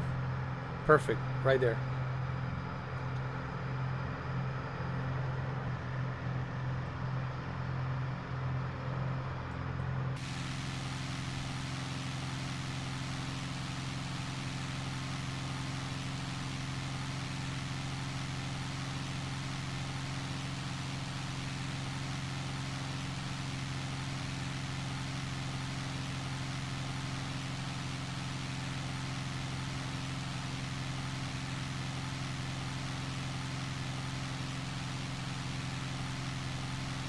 We're gonna go south, and then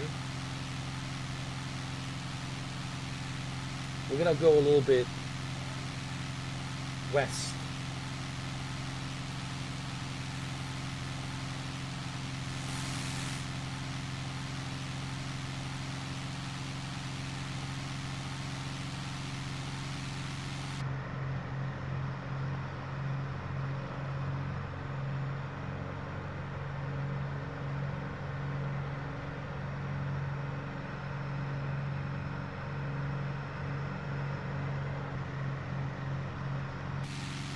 Oh, we'll find it.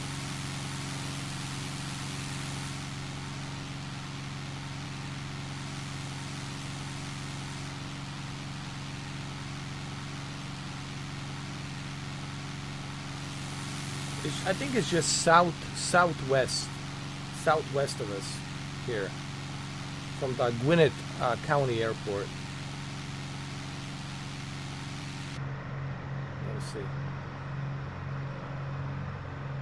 It is on Series S. both Series X and S flight simulator.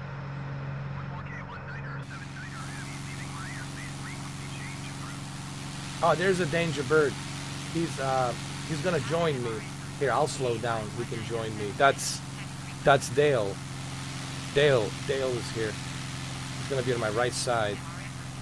We're gonna find the downtown of.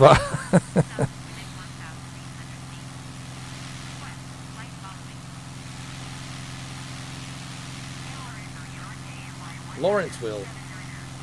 We're looking for a Lawrenceville downtown. And I'm pretty sure it's going to be here.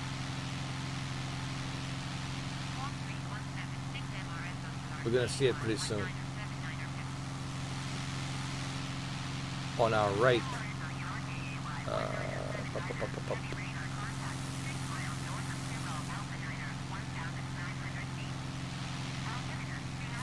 There he is. That's Dale right there. He got himself... I think he's got the same thing. No, that's a different airplane. That's a different Cessna. There he is. Right there.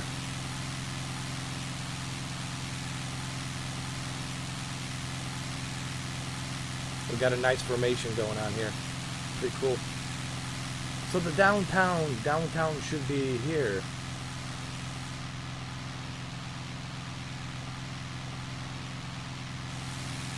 We gotta make our heading to west.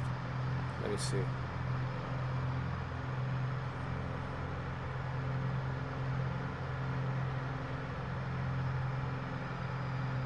Like right here. It's gotta be here. It has no choice. But to be here, it has to be here.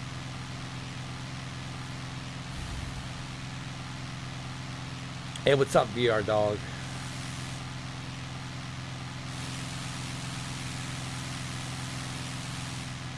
Do I think the Series X will have a high settings on the graphics? I think it will have medium to high. So they can keep that steady frame rate. We're probably going to be looking at something medium to high settings, you know, something like that.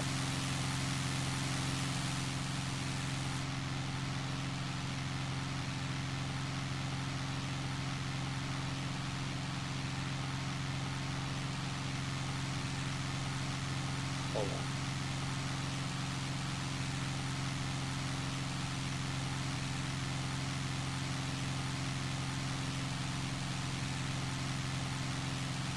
We gotta go west. We'll find it, man. It's up here, I think.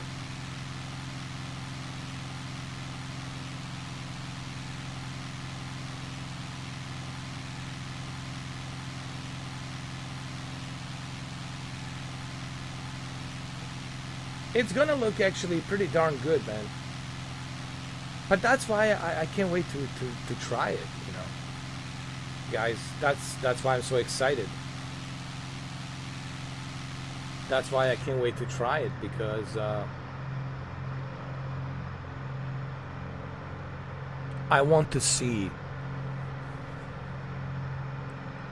how well it looks versus PC, right? And also to compare the Series X version versus S version. So the Lawrenceville should be here somewhere. Lawrenceville, don't disappoint me. You gotta be here somewhere. You have to be. There's that stone you were talking about. The mountain, Stone Mountain, right? Roads, Georgian Park. It's by the road, Georgian's Park. So it is south.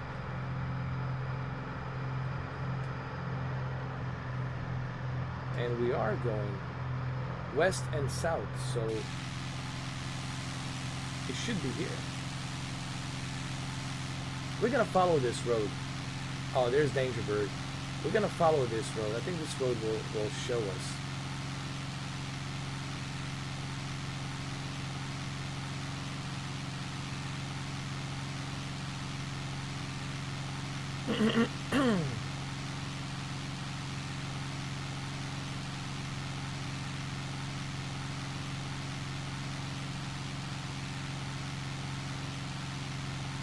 South, that's where we're going right now, southwest.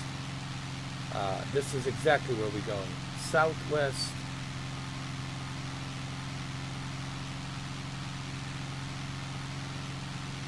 And we're following this road right here. So I see some stuff in the distance. Hold on.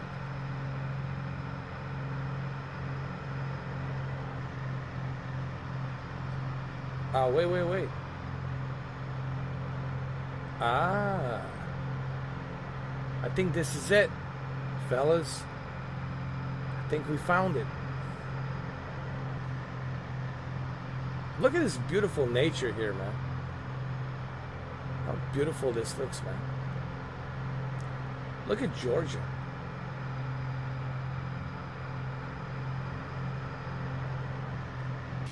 Man. This is beautiful.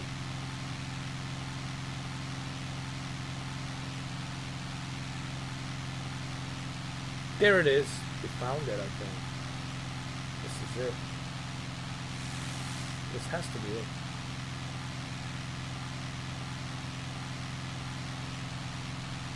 Yep. Yep, we found it.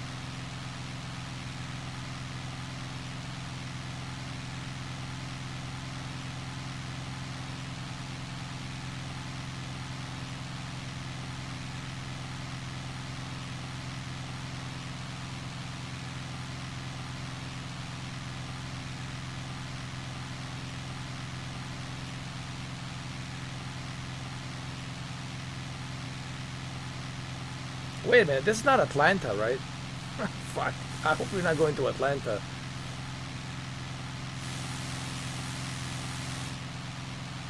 Oh fuck, this is Atlanta. All right, we gotta turn back, man. I was about to say, I can't believe that Lawrenceville has those kind of skyscrapers. The big buildings. That's Atlanta.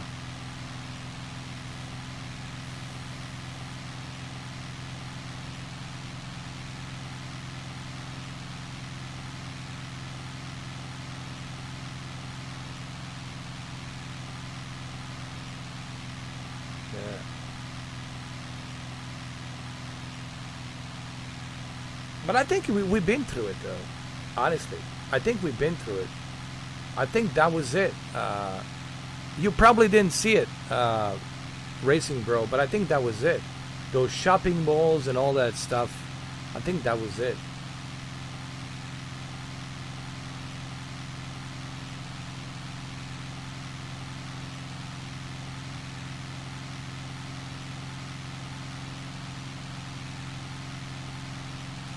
Yeah.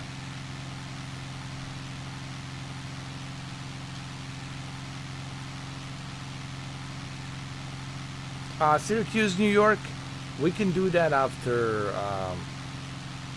we finish Nepal, Lukla, because that's where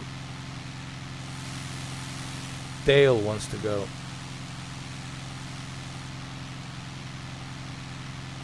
In snow conditions, oh my god. Oh my god.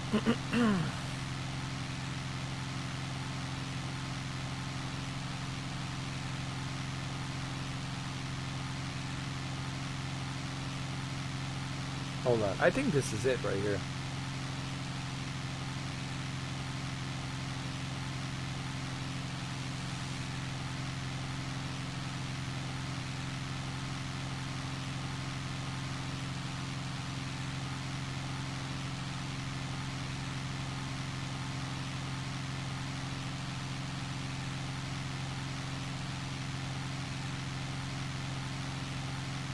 I think this is where it stretches, right here. That was the airport that I took from to here. So I think this road is where it's leading to.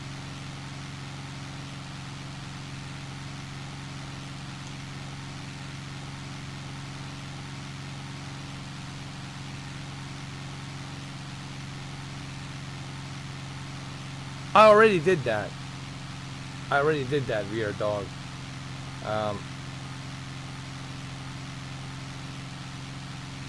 It looks good, but there's still some stuff missing there, you know. I would like to see a handcraft Sarajevo. That'd be kind of cool. I think this is it, man. Pretty much. I don't know.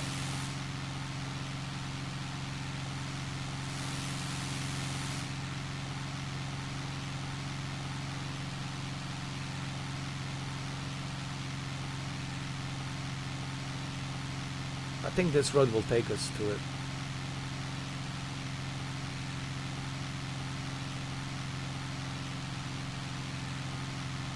I like to see a lot of these regions be handcrafted, so that way we can have that accurate, like Tokyo. Like you look at Tokyo, you look at Nordic region, it all looks handcrafted and it looks just so much better.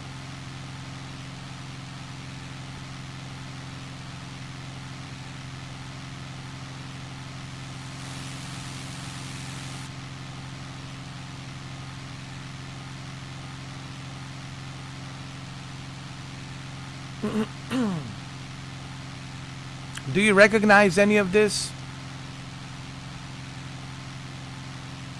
That's okay. Don't worry about it, Dale.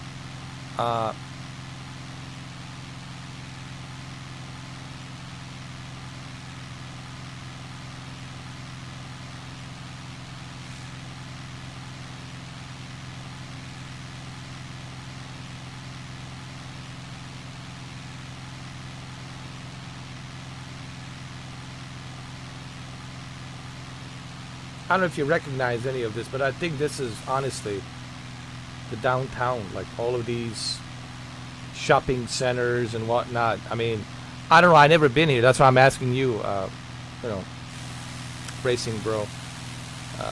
But this looks like it to me. All these shopping, you know, malls, and it's kind of it's different looking at it from the above, from the skies. I know you can only memorize from the ground when you're driving, right? It's a different perspective looking at it from the sky, you know. I think this is it, honestly.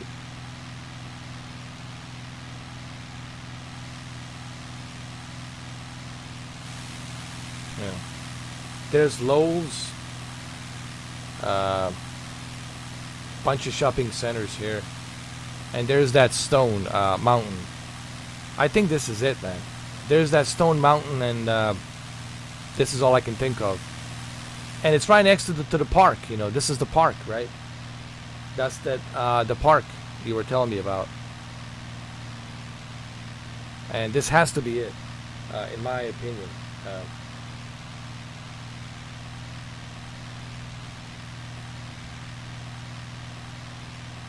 But either way, it looks beautiful, man. It looks beautiful. I mean, I already like this town, to be honest with you. TJ Maxx, there's a TJ Maxx there. There's a Target.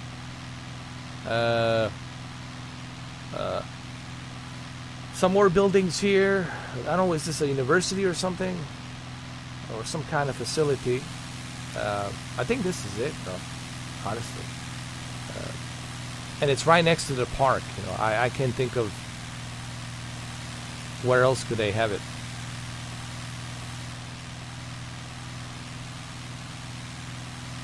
All right, so what we're gonna do? We're gonna go to Lukla, Nepal. Dale and me, we're gonna go there. That's Dale, the danger bird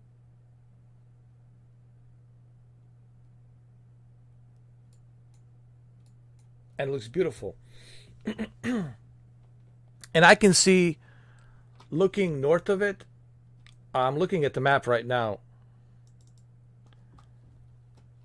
I can see that, dude, there's a bunch of lakes and places to go and hike. And, dude, there's Margaretville Resort. And, dude, there's so many resorts here. These little tiny islands on the, what's the name of this lake? Dude, this is beautiful, man. Lake Lanier. Dude, Georgia's beautiful, man. Just north of Georgia, north of Atlanta. I didn't realize just how beautiful it is, man. Holy crap.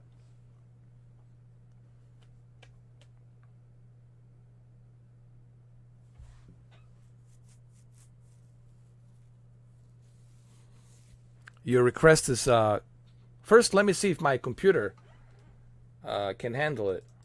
I think my computer died. I don't know, man. I don't even know if we're going to be able to do this. We might have to reschedule for tomorrow, unfortunately.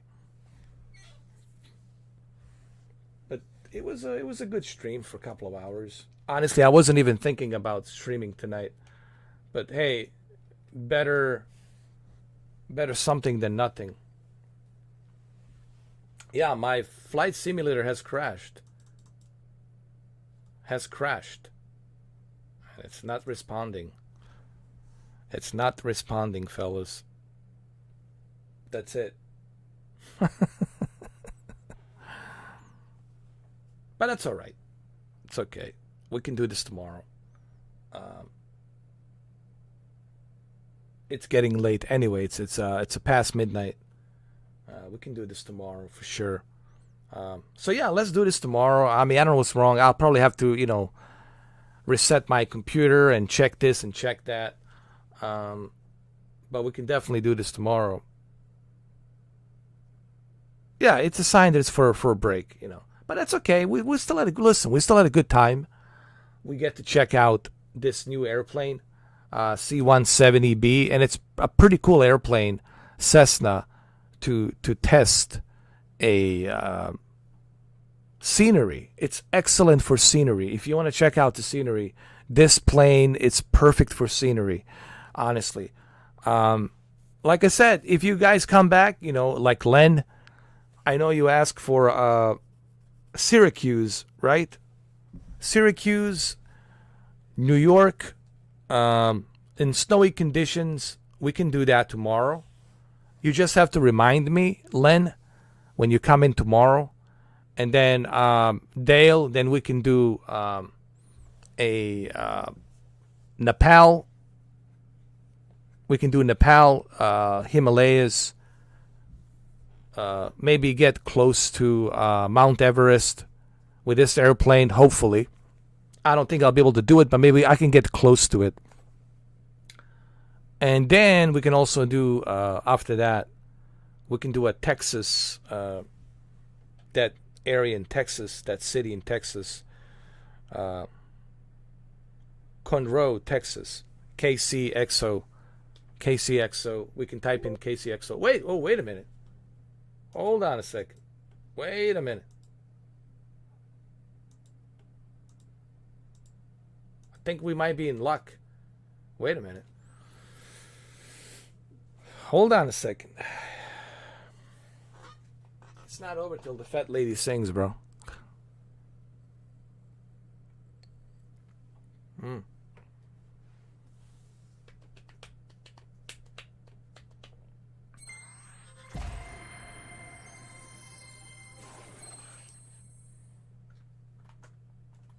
Well, I'll be damned. I think my computer has a mind of its own. This is a crisis. So you see, guys, hopefully everybody who's watching this will understand that it is a pretty big deal, even for my PlayStation friends. this is a pretty big deal that this is coming to a console pretty soon, in a couple of weeks, less than a couple of weeks. It's a pretty big deal. Because this is a crisis. This is a huge undertaking to bring on a console. And kudos to Asobo team. You got to understand, man. They're working really hard, man. Last year, during a pandemic, and this year for the Xbox version, kudos to Asobo, man. These guys are really working hard, man. They're most underrated developers ever, man. They need to get all the credit, honestly. They work really hard. You have to remember, it was a pandemic last year. Last year, 2020, was the worst year ever. And these guys were working around the clock, releasing the PC version, working on the updates, handcrafting everything, and also working on the on the Xbox version on the side. And this year as well, they've been working on the Xbox version. So kudos to the Asobo team, man. These guys are really working hard, man. We have to recognize that. You know what I mean? It's not easy what they're doing, but they're doing it. They have a passion for it, and they want to make sure, that it comes out properly.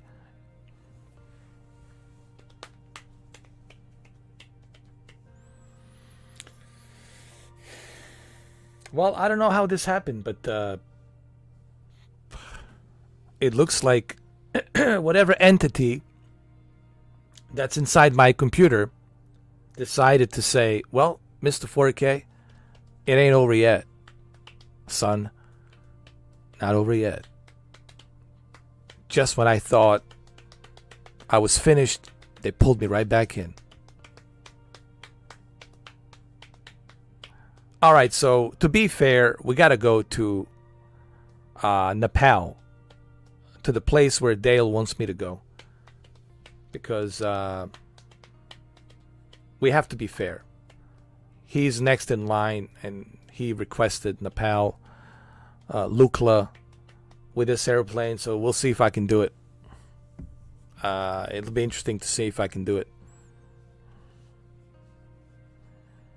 And then we can go to, after that, we can go to a Syracuse with a snowy condition. That is if my computer, doesn't fart on me again. I was telling my friend Rachel, shout out to Rachel. She's also my moderator. She's looking to get a good GPU, and right now she's struggling to find a good GPU because they're so expensive. And she has a powerful CPU, I think Ryzen 9 or something, with like a ridiculous amount of cores, and the CPU alone cost her close to $1,000. And as I was telling her, I don't know if she's going to be watching this or not. As I was telling her, I would recommend building a PC like in 2016 or 2015. But after this pandemic, right now, it's really hard to recommend building a PC because it's so expensive. The GPUs are super expensive. Even, CPUs, and it's so expensive. Motherboards, everything. You go to Newegg, it's ridiculous how expensive everything really is, man. And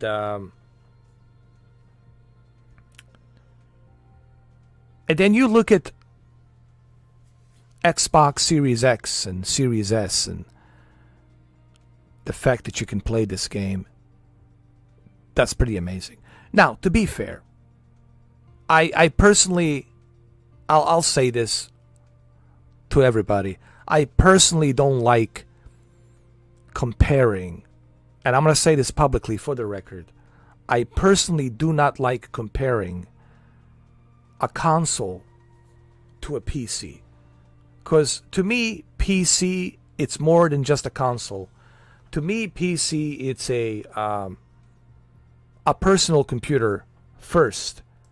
It's a personal computer first, and then You can use it for gaming purposes or video editing purposes, whatever purpose you fancy. But first and foremost, it's a personal computer. A console, it's strictly created in mind for video games. You know, to be fair.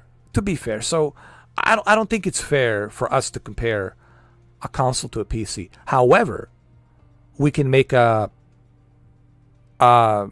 comparison in terms of a video game like Flight Simulator that's running on a PC and will cost you $3,000 just to run the game versus a console that's only going to cost you $300 to run the game or $500 to run the game. We can make like a video game comparison, but comparing a hardware of a PC to a console, it's just not the same thing, because PC it's more than just a gaming machine. It's a personal computer. You can do all sorts of different things on a PC.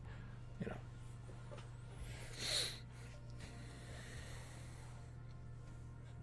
No, Dale, how do you do that?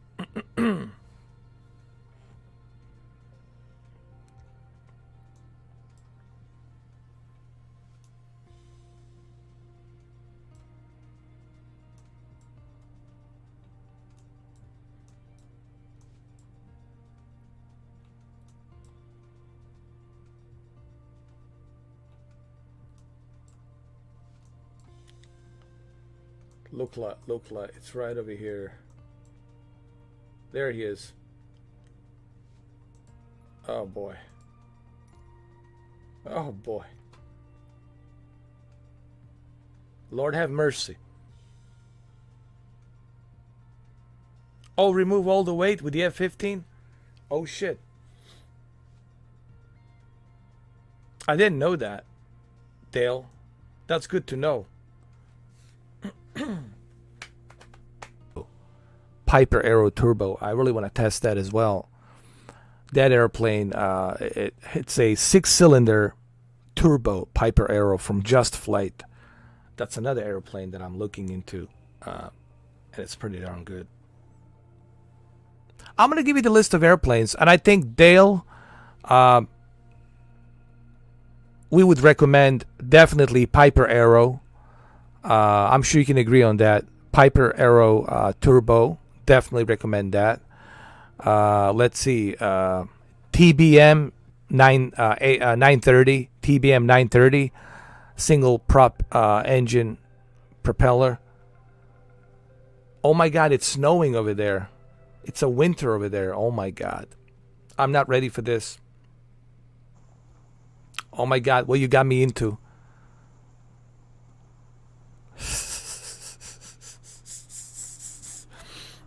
Dale. Wow. I'm going to wait for you, Dale, to join me. Good Lord. Good Lord. Good gracious. Oh my God.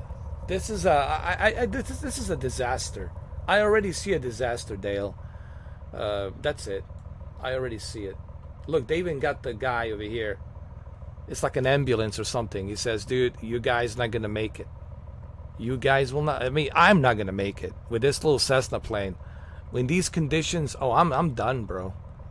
This is a suicide mission. But that was a request from Dale, and we're going to do it. Even if it's a suicide mission, we're still going to do it. But I know it's already a suicide mission. I already know it. I already know it.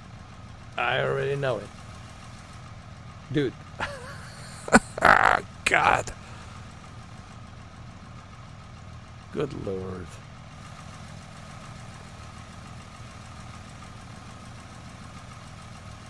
All right, let's do this, fellas.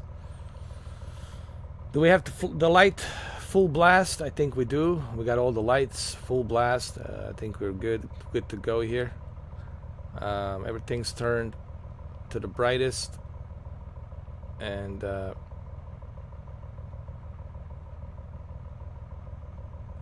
let me see what else we got here. What is this?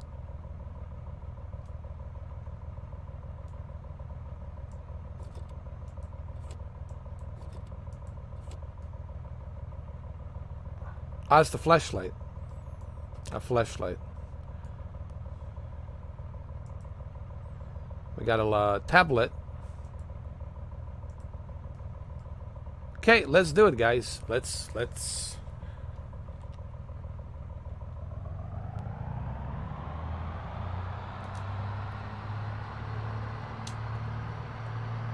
Here we go, Dale.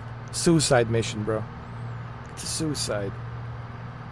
A damn suicide mission, bro. Look at the visibility here, man. I cannot survive this. Oh, God. What you got me into? What do you have got me into, Dale? Look at the visibility, man. This is just... Good Lord.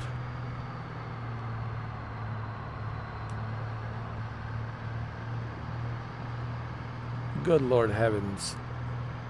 Himalayas.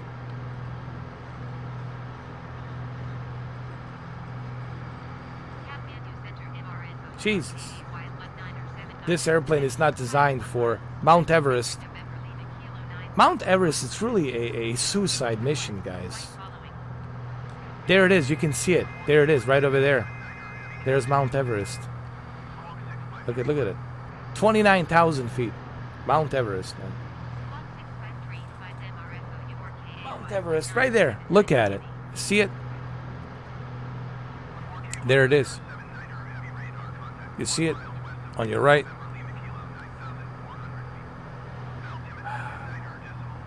Good Lord. This Cessna, it's handling it so far so good. But my God.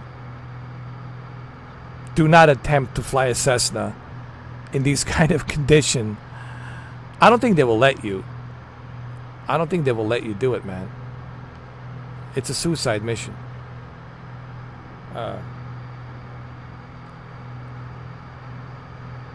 Oh, look at that Mount Everest. 29,000 feet. You need oxygen to get up there, bro. Unbelievable. All of my credit. Kudos to you. For all the expeditions who actually went up there to do it, man. I have the movie, the Everest.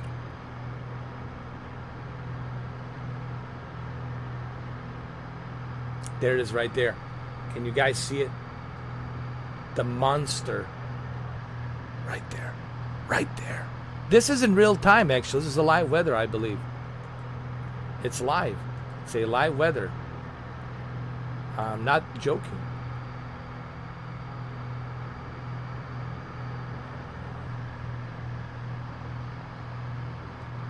It's insane.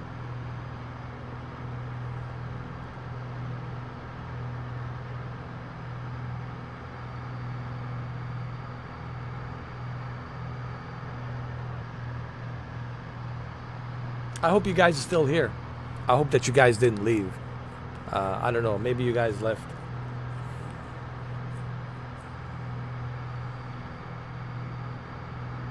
Hey, look, this Cessna 170. I'm impressed. I'm impressed that he can handle this. If he can handle Nepal, Mount Everest, then this Cessna, definitely, it's highly recommended. C170B. The airplane, it's only $15. It's a $15. You definitely want this.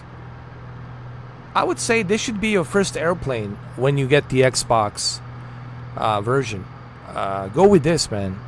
And a second airplane I would recommend is a turbo Piper Aero Turbo. DC-6, it's that airplane, it's very hard to control. It takes a lot of trimming, takes a lot of babysitting. DC-6, it's a very difficult airplane to control. But like a turbo Aero, I would recommend that. The 6-cylinder turbo Aero. And of course, you can go with this C170.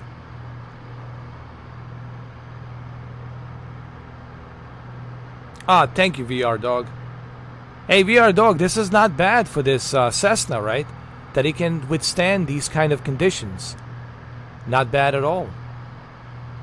Right? This airplane actually, it's doing pretty good. Better than I thought. And I'm probably the only YouTuber right now showcasing this plane, because this plane just landed tonight.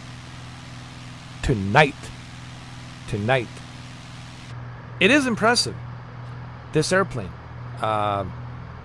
So I think at the same time we're reviewing this airplane, and it is impressive. I agree. I really did not, dude. I thought I was gonna lose my control at this point. I was like, dude, we're gonna lose control here.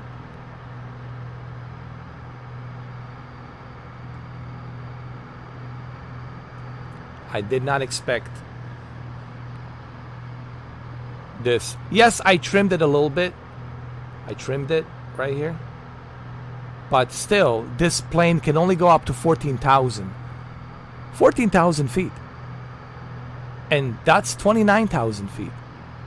That Mount Everest, it's 29,000 feet.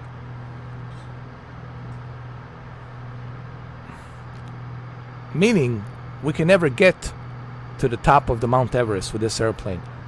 But we can kind of fly around and check it out. There's the Mount Everest right there, guys. You're looking at the beast right there. The beast. It really just looks like a monster, man. Like the damn monster.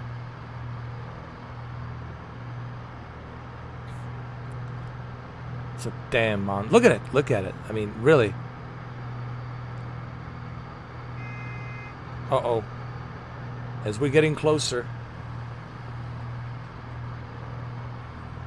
There, look at the Mount Everest right over here. Look at that damn thing, man. Look at that. The sun is shining out there. Do you know why? Because it's about 29,000 feet above the clouds. 29,000 feet. And look at that beast. It's right there. Right there. That's Mount Everest, man. Unbelievable. Terrifying. Terrifying. Just looking at it just gives you gives you goosebumps. It's just terrifying. Just looking at the peak of the Mount Everest makes you nervous. Makes you nervous. Yes, it has the de-icing. It's already turned on. I have it. Yes. I left it on automatic. Actually, I think I turned that off. I turned off the de-icing for the same reason. I mean, that's it. We're losing control now because we cannot go any further than this.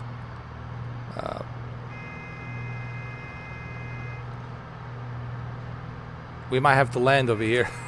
God. We gotta go down. We gotta go down. This airplane cannot go any higher than this, man.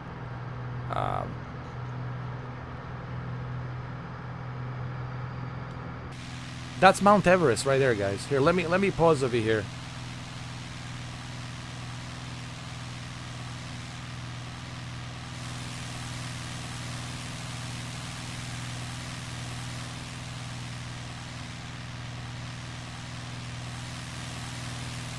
Hold on. Something we gotta do here.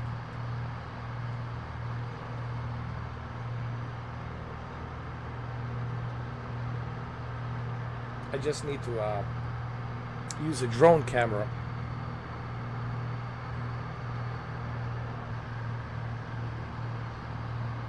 It does have a de-icing, but you can turn it off. With the new update, you can turn it off, especially if you're gonna go over here. But yeah, the airplane does have it.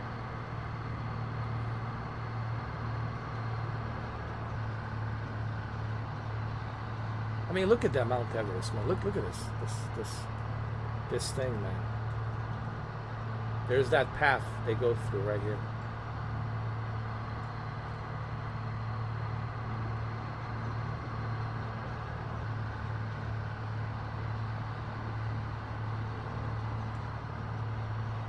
From here to here to here. Look at that thing, man. 29,000 feet. Way out there, bro. Way out there. The sun is shining over there. The sun is shining over there. And look at my airplane. Look where it's at. There's Danger Bird. He can go out there because he got an F-15. But look at mine. I'm 14. This is 14,000 feet. This is where I'm at. 14,000 feet. Dale, he's probably about 30,000 feet right now because he's got the F-15 Striker, Eagle Striker, which can go up to 50,000, 60,000. I think it can go up to 60,000 feet. And if you take all of the stuff and strip it down and unload some more material from the F-15, you can go up to even higher altitude. But that's 29,000 feet right there. Anyway, let's get back to the airplane. But I'll tell you what, this Cessna has impressed me. The fact that it can handle, and I know VR Dog, it's impressed, and I'm impressed too. I really didn't expect this Cessna to be able to handle such a rugged mountain terrain up in 20,000 feet, man. And it's handling pretty well. So, not bad. Not bad at all. Alright, hold on. So, very impressed with this airplane. I think we should just, hopefully, we can go back.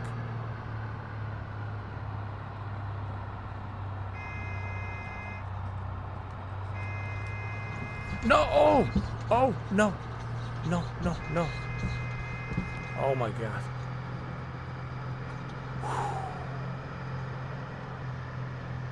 Jesus. This was a bad idea.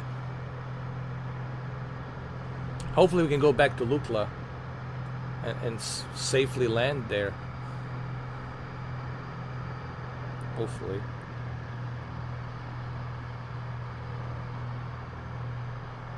There's Dale over there. Danger Bird GT. He's got the F-15. So let's go back to the Lukla airport. Hopefully I can land there. And then we're going to go back to Syracuse. That was the next thing, the Syracuse. Syracuse in a snowy conditions. Alright, Danger Bird, Dale, he's going to lead the way to Lukla airport. But hey, this is impressive. I gotta tell you, man, I'm like super impressed with this airplane. I didn't expect much, but now I'm impressed.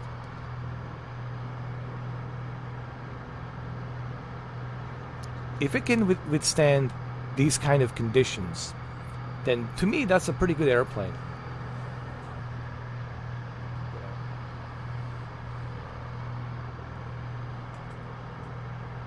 There he is. To me, that's a sign of a good Cessna airplane. And a lot of people like it, man. I've been watching a bunch of YouTube videos on it, and I said, no, what's the big deal with this Cessna? I thought the Piper Arrow Turbo was the king. But, I mean, Piper Arrow Turbo is still the king.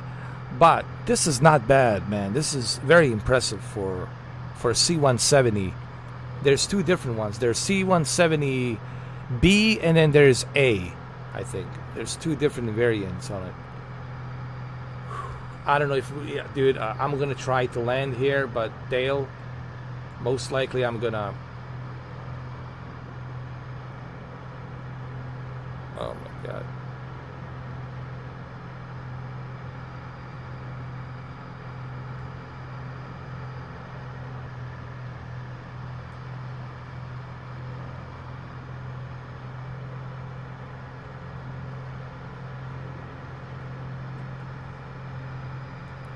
Most likely, I'm not gonna make it. If I make it with this airplane, then This airplane's A plus. But so far so good. Honestly, so far so good. I didn't even think that I was gonna make this far with this airplane. I was like, dude, this is like a. Remember, I said in the beginning, this is a suicide mission. That's what I said. It's a suicide. But hey, you know, you see it. You see what I see, and you can handle it. So I'm giving C170 2 thumbs up so far. You know.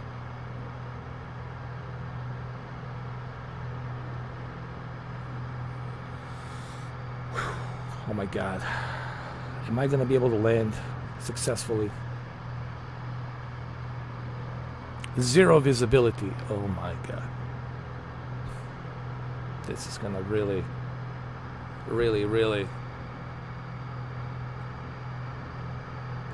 suck.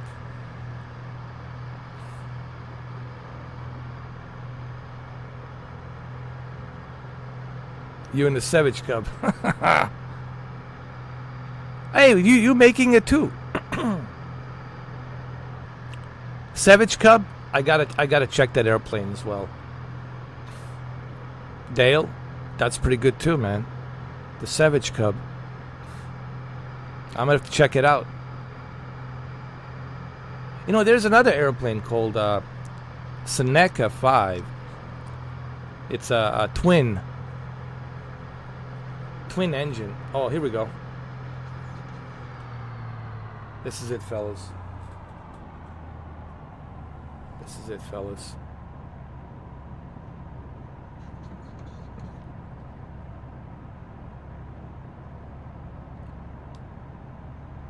This is the day I die. Bye, bye, American Pie. Here we go. Oh my God. This will be the day that I die. The day that I fucking crash. Oh God. Oh Lord. Have mercy. Oh God. Save me.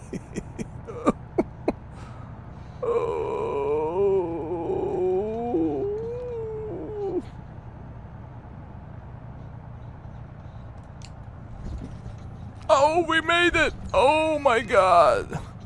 Hey, listen, this airplane, 2 thumbs up, bro. 2 thumbs up. 2 thumbs up. Way up. Way up. Way up. This is amazing. But you also got a nice. What was that you were flying? That Savage. The Cub Savage. Savage Cub. Hey, listen, man, I'm impressed with this C170. Very impressive, guys. Hey, this is Nepal. These are very harsh condition, live weather. This is recommended by Dale. He's flying a Savage Cub, which is also a good airplane. I highly recommend this for $14. Highly recommend it. These are powerful Cessnas. Very powerful, right, Dale? And I know that VR Dog is impressed right now. It says, let me tell you, I did not expect this airplane to handle this at all. I was like, dude, this is a suicide mission. But very impressive. Very impressive. What can I say?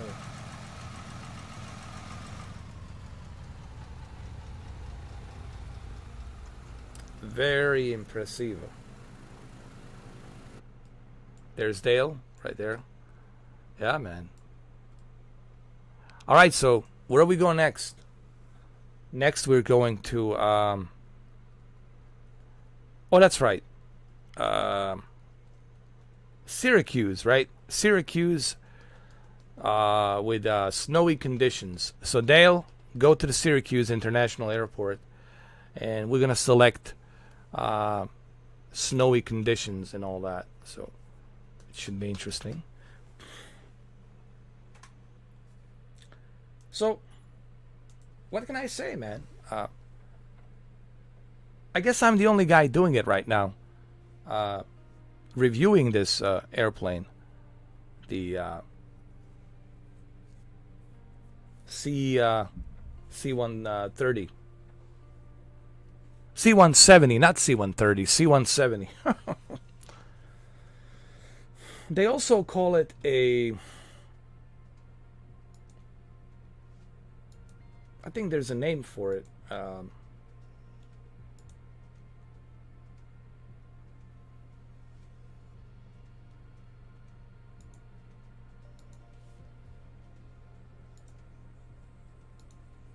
There's a name for it. The Skyhawk Daddy. They call it the Skyhawk Daddy. And it's a famous taildragger. And it's a nice balance between a freight hauler and trainer and a bush plane. So it's a really nice combination.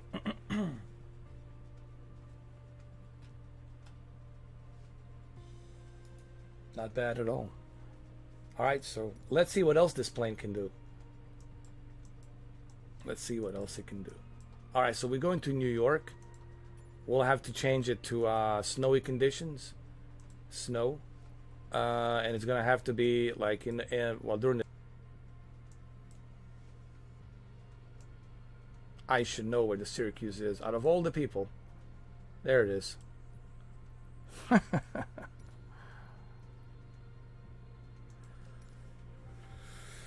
Why? Because I used to live upstate New York. I used to live up in Lake Placid, New York. And I also went to SUNY Plattsburgh University. So I'm super familiar with the upstate New York. You know, like from Utica to Albany to Syracuse. You name it. Yes, I've been to Buffalo.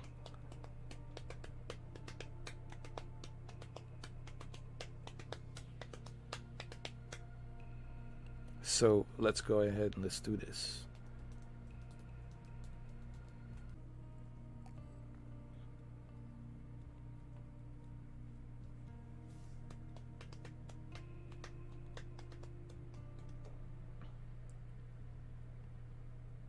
All right. Straight into the action.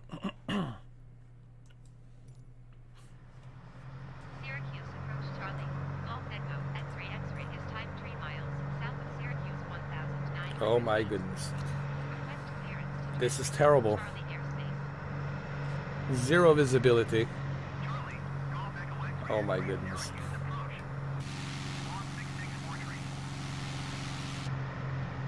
Can we go a little bit lower? Oh, this is a nightmare.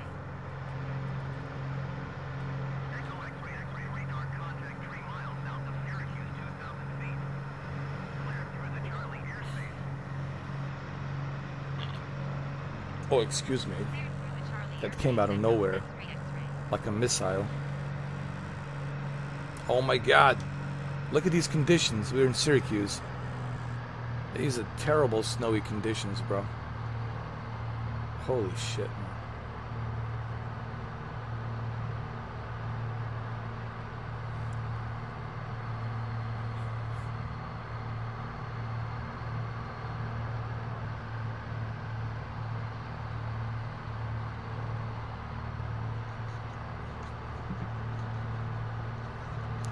Pretty good maneuvering, though. On this airplane. I gotta tell you, I'm very impressed with this airplane. If you guys are thinking about buying this for $14, $15, I think it's a good price. It's proving to be a pretty good airplane for sightseeing, for like checking out the scenery, stuff like that. Landing in the middle of the lake, not middle of the lake, but next to the lake or next to the beach. I could easily recommend this airplane, honestly. See how well it's handling these conditions? That's pretty impressive. And look how low we're flying right now. even with this zero visibility, we're still flying very low. And we're doing a pretty good job.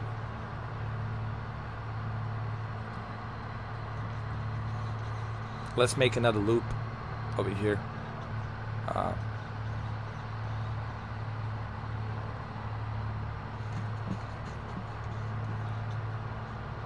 Very impressive.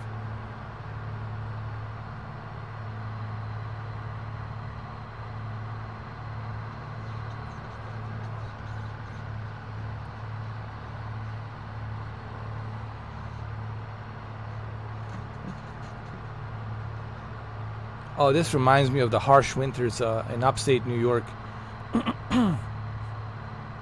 I love upstate New York during the summer, but my goodness, during the winter, sometimes early as October, man, it would be a snowfall, like in Lake Placid or Saranac Lake at the Adirondack National Park. Dude, and then November you got full-blown snow, 6 feet, and then December, forget about it. And then January, oh my goodness, horrible. It's just tough, man. You're looking at like 5 months of winter, like October, November, December, January, February, like 5 months. Sometimes even in March there's still snow, like 6 months to 5 months. 5 months of winter. Sometimes it can be 6 months of winter. I remember during a March, there was still snow there. And 6 months of winter, man. Like, ugh.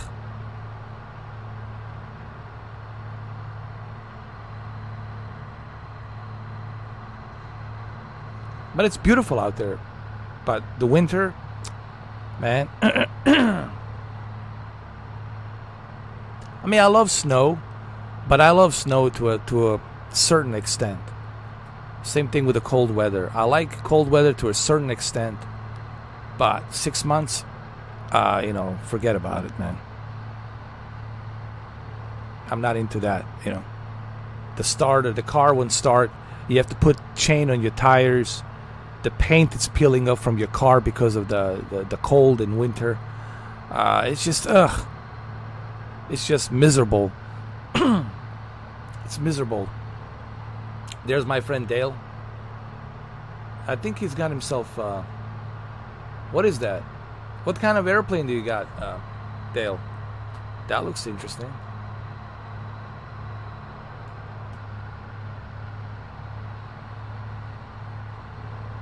Oh.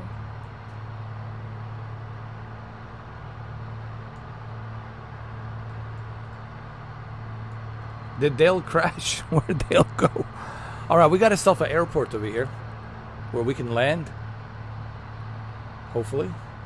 Safely. The Robin. Cool. That looks pretty good, man. Alright, we got the airport over here. I think it's the airport. Oh no, that's not the airport. My bad. It's not the airport. This is the airport. Right here. Oh! Oh my god. Oh! Wait. Oh my goodness. I crashed.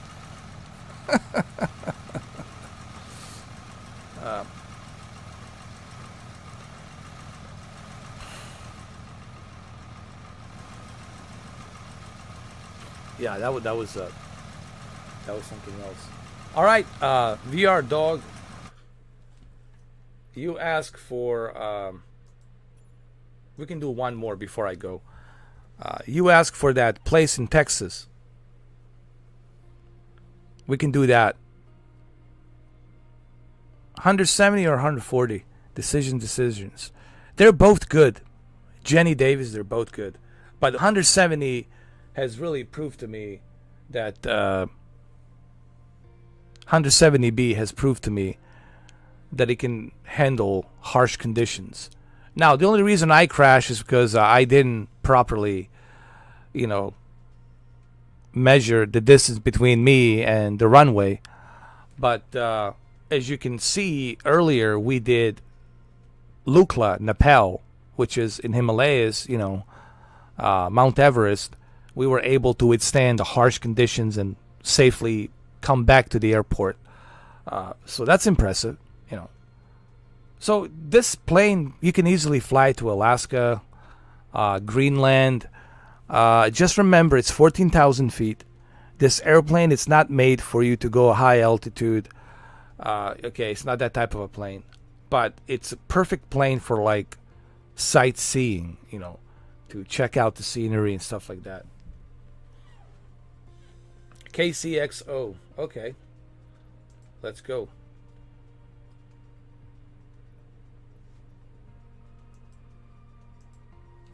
KCXO.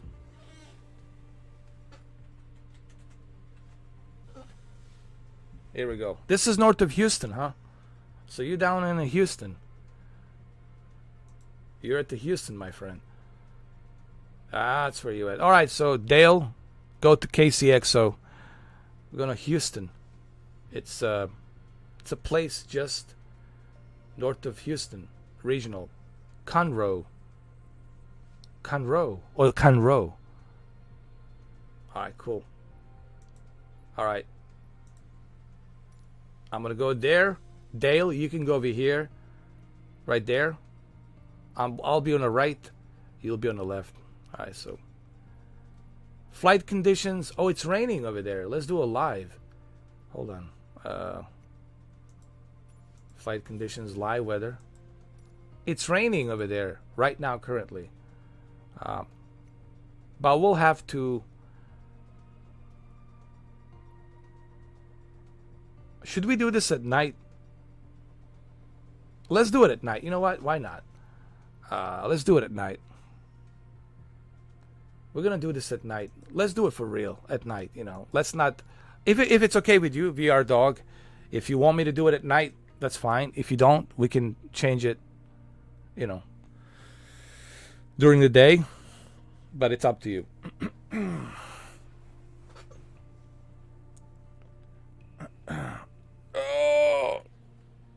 Stretching.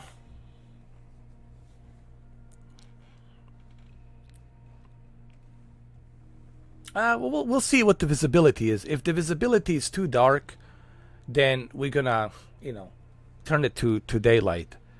But we'll leave the weather as it is. The real-time weather will be for real. But if the visibility is not that good, then we're gonna turn to daylight, because,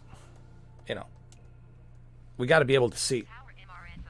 And it looks like visibility is just terrible right now. Let me see. Yeah, the visibility is just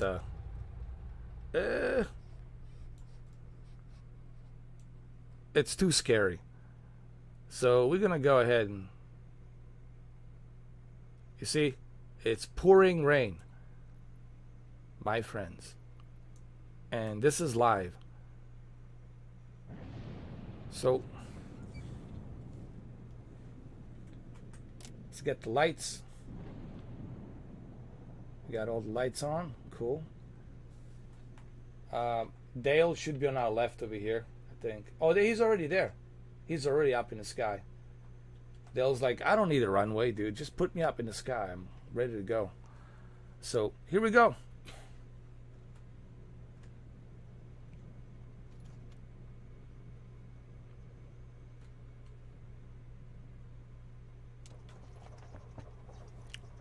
Start her up.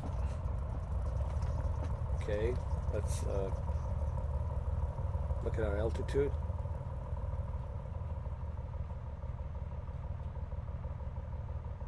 Let's also adjust our trimming. Okay. We also have an iPad here if you want to use it. Okay.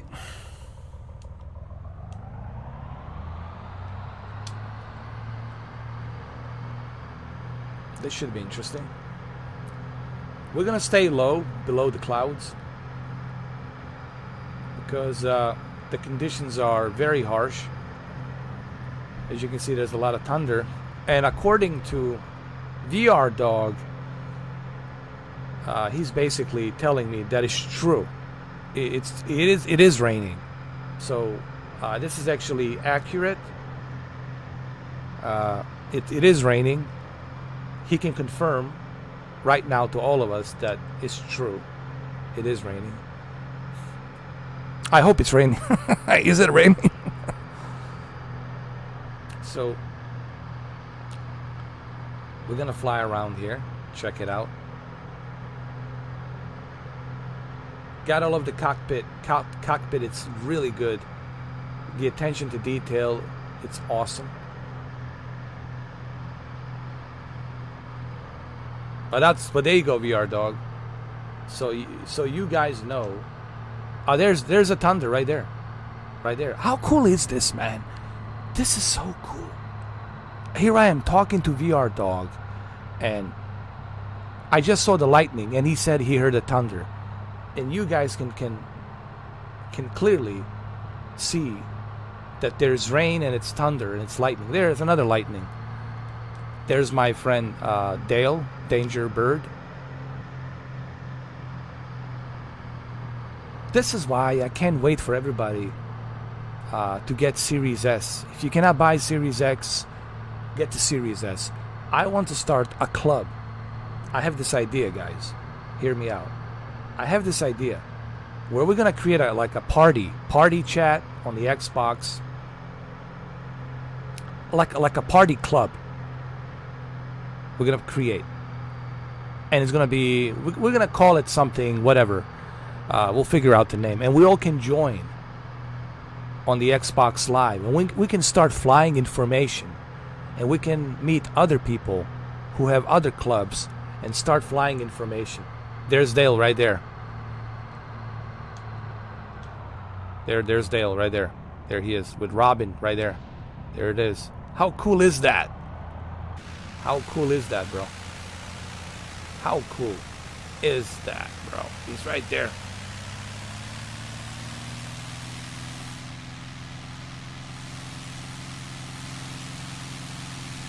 I'm gonna slow down a little bit so we can stay information.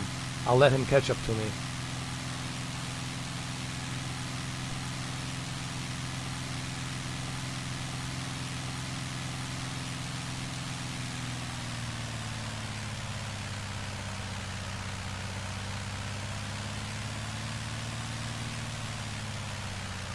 There we go. I'm gonna let him catch up to me. There he is.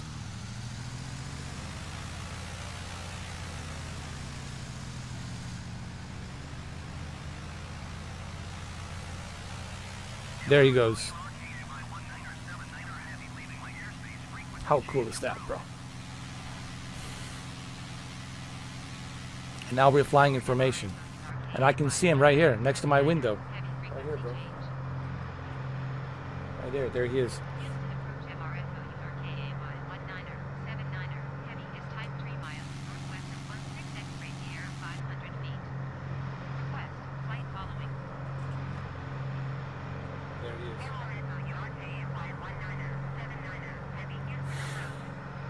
How awesome is that, bro?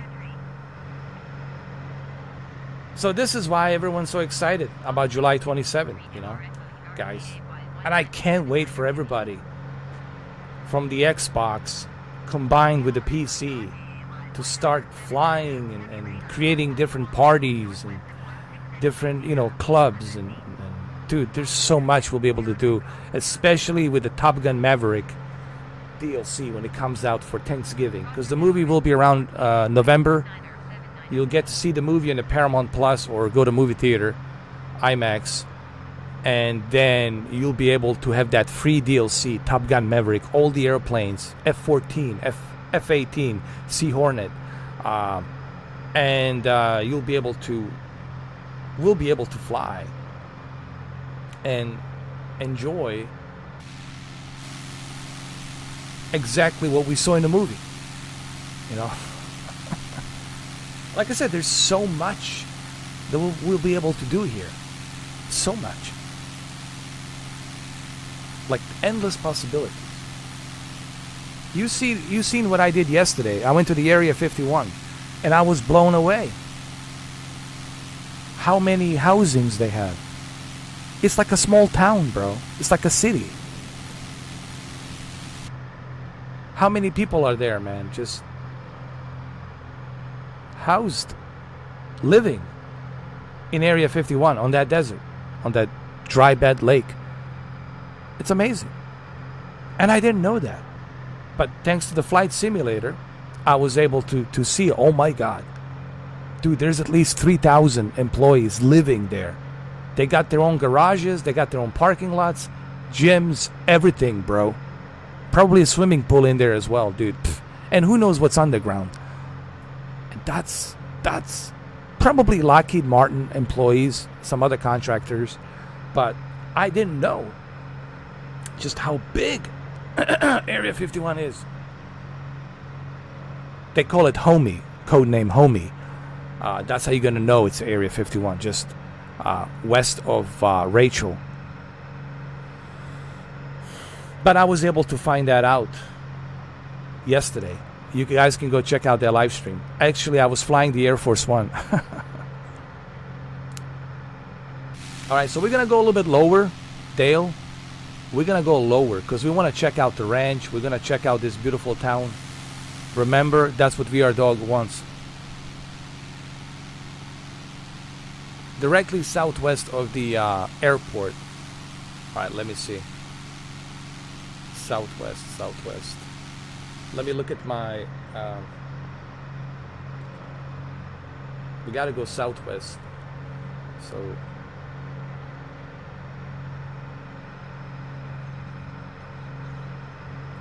hold on. Southwest.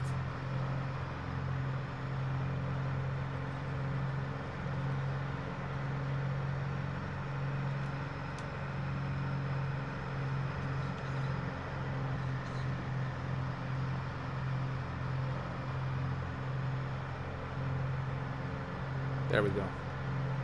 Southwest. So we're going this way. So it's got to be this way. Southwest. Oh, New Warley, Texas? Oh my God.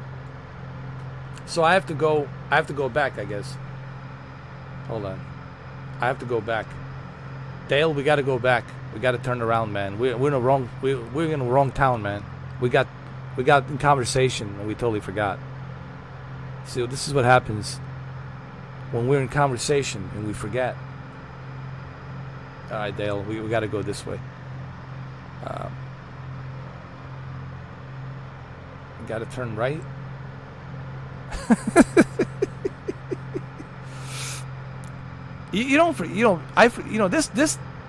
This Cessna is still fast.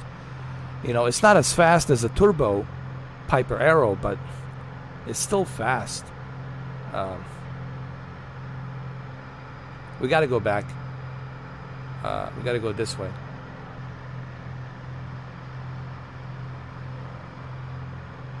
My God, what have I done? What have I done?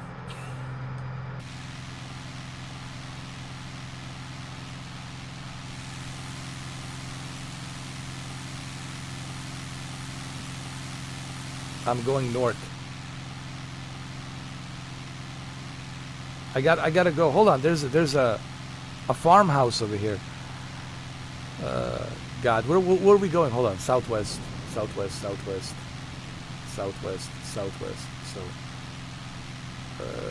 okay, right here. I think this is it, man. Right here, southwest. Hold on. Oh Lord. Here we go. Southwest.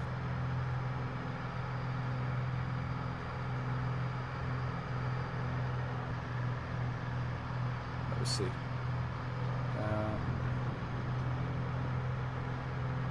Perfect. Right here. We're gonna go low. We're gonna go super low. Low riding. This is beautiful, man. Look at this. All these ranches here in Texas. Is this where Joe Rogan's house is? I'm pretty sure Joe Rogan lives right next to Tim Kennedy, bro.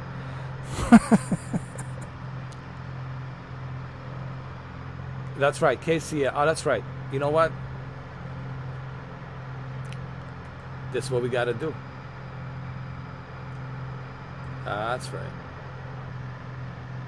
There we go. There we go, baby. All right, there she go, boy. Right there. I reckon. Right there. Hell yeah. Right there. Now in the right track. Now we're going to the right track. Follow the skyscrapers. With its visibility, we're going to do our best.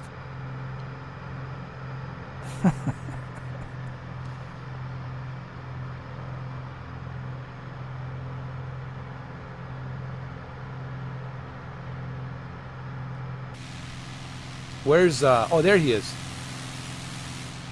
There's Dale. Dale is my assistant. He's the escort. I think Dale knows where we gotta go. Dale, you're my GPS coordinator. I leave this to you.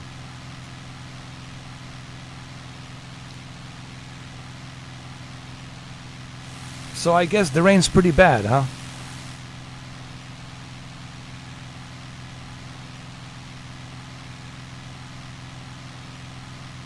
There's Dale right there. I see him.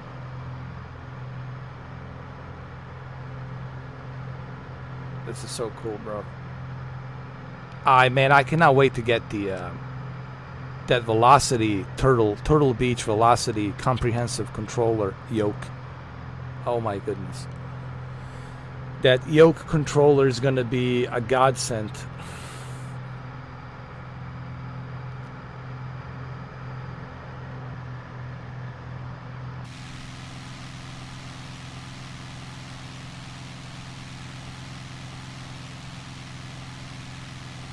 I-45 interstate. I think I saw an interstate over here. Let me see. I think I did see something over here, but I'm not sure.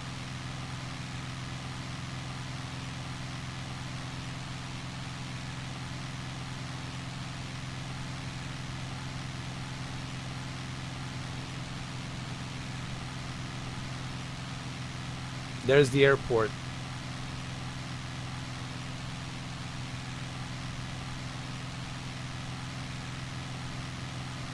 So just past the airport. Here we go. Let's look at the map. Yeah, so it's right over here, right? Oh yeah, I got it, dude. It's right here. I got it. We're on the right track. We're good. We're good to go. Dude, I don't know if we should. Oh no! Oh my God! Look at Danger Bird. Look at Dale. Oh my God! Oh my God! That was some awesome maneuvers, bro. Speaking of Houston, the rain is not something that Houston will always enjoy, because the rain. Remember what happened a few years ago in Houston with that hurricane, the floodings. I clearly remember. Oh, there's the interstate. Remember that flooding in Houston, man? That was terrible, man. That hurricane that came through. Terrible floodings. Yeah, flood a lot, man. So I don't know if this is a good news that you guys have this rain. I'm sure it's just a quick rain, right? Small storm cell. Also, you guys have the tornado, a lot of tornadoes out there, right?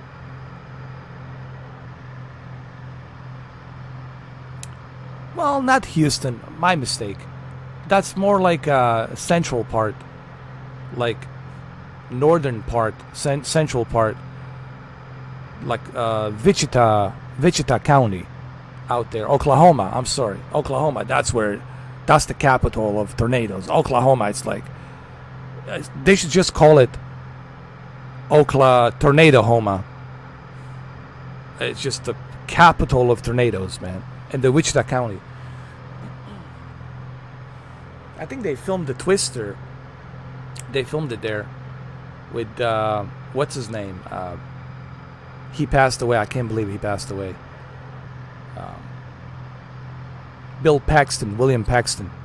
May he rest in peace. I can't believe he passed away. But I think Bill Paxton is from Houston. Is he from Houston? I know he's from Texas. Is he from Dallas or Houston? I think originally he's from Houston, I think.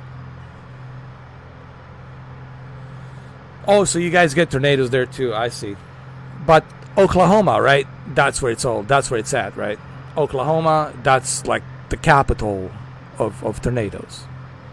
Right.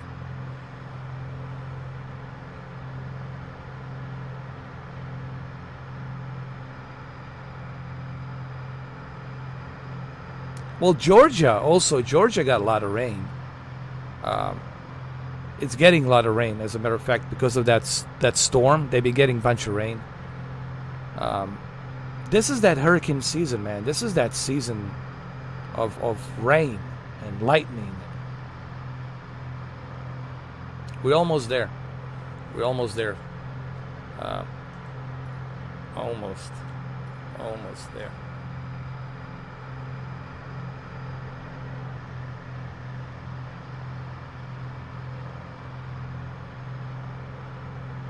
I don't know if you remember VR Dog. I did this little experiment. I think Jonathan was here. I think Rachel came in a little bit too, but she didn't want to watch it because if I'm not here, you know. But anyway, everybody thought I was kidding when I said I'm gonna go to sleep. I'm gonna let the game run. I'm gonna let my airplane, Piper Arrow 3, let it go all the way to the center of past the Greenland, way past the Greenland, center of the Arctic, which is the North Pole. And guess what happened? I lost control. It was a bad idea. I didn't even make it, bro. I landed somewhere out there, middle of Greenland, some flat surface. I'm gonna do it again, but this time I'm gonna be flying. Okay, I'm gonna be flying this time. I don't know if you saw that video. Yeah. That was ridiculous. That was ridiculous, man.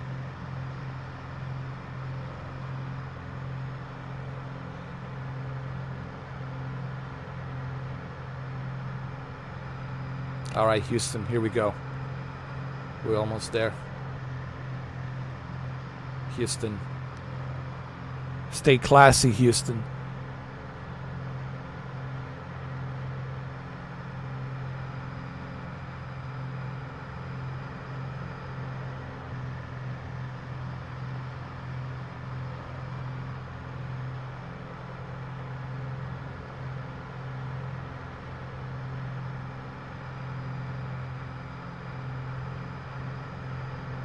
You know, if I was to drive from South Florida to Houston, I think I can make it there in about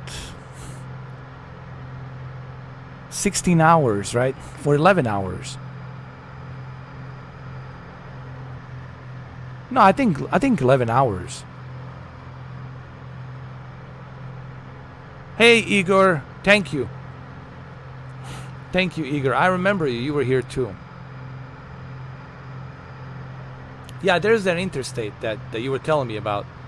Gotta follow the interstate. It will take us to Houston. This is the interstate that we were talking about right here. This one right here. Right? Where's my... Oh my God. Dale has left me. Dale got stuck somewhere. He saw a hot blonde. And she says, hey, I work for Hooters. And I need a little help over here. And he's like, okay. Where do you want me to take you? Yeah, I got some beverages. I need to go to, you know, to this shop over here, whatever. So Dale's lost with some hot blonde. So he's basically helping her. He's transporting the beverages to another shop, whatever.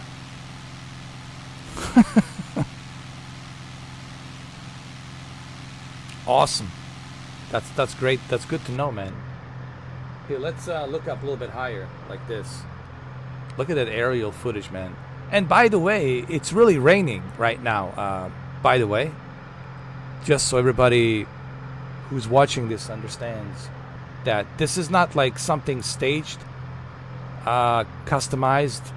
Look at the flooding over here. It's really raining right now as we speak, and there's a thunder and it's raining. So for real, this is accurate. So you know it's accurate, and I'm pretty sure VR Dog's gonna confirm on that. He already did, as a matter of fact, that it's lightning, you know, thunder. He can hear the thunder. So you know that there's a big storm over there, man. This is a big storm cell. A lot of rain. And also to prove this is live, well, right there, it's live. The only thing that we did, we choose not to do it at night. We choose to do it during the daylight, but the weather, it's live. Okay? It's a live weather. So I just want to clarify that in case, you know, people always think that, some people always think that, it's not real time, you know, cannot be real time. We're not there yet. Yeah, we are. This is real time, you know. It is what it is. This is 60 scaled. It's a 1080p. Oh, look, there's a building over here. They're building. This is 1080p scaled to 4K. Basically, it's what you're looking at. It's a 1080p scaled, 1080p source resolution at 60 FPS, scaled to 4K. Oh, that's a hospital being built. So wow, that's pretty accurate. Yeah, that was a hospital over there. He just told me, VR Dog. For $300, Series S. Series X is difficult to find, and you gotta go to StockX to purchase a Series X. It's still difficult to find Series X. Series S, you can find it in Walmart. Every other Friday, check Walmart. They have them steadily. So Series S, man, for $300, bro. You just need a Game Pass Ultimate, and you're good to go. And you can start. You can start flying. July 27th, man. So Series S, yeah. I will have a bunch of videos on Series S. I will have a bunch of videos on Series X. I'll do a bunch of comparisons on July 27th and 28th and 29th, all the way throughout August, as promised. I will do that.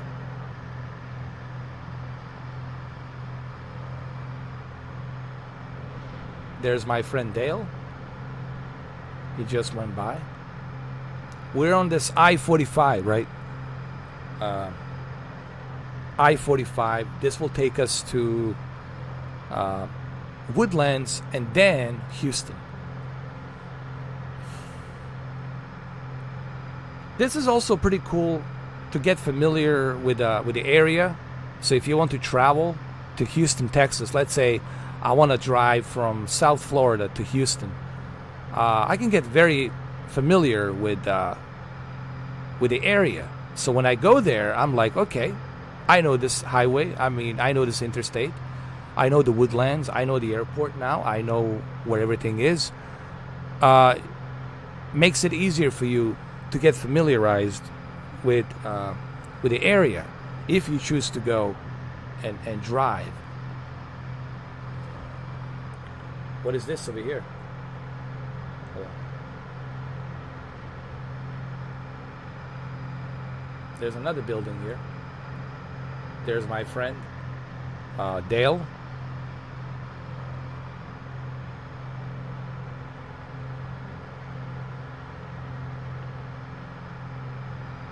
I think we're in the woodlands right now.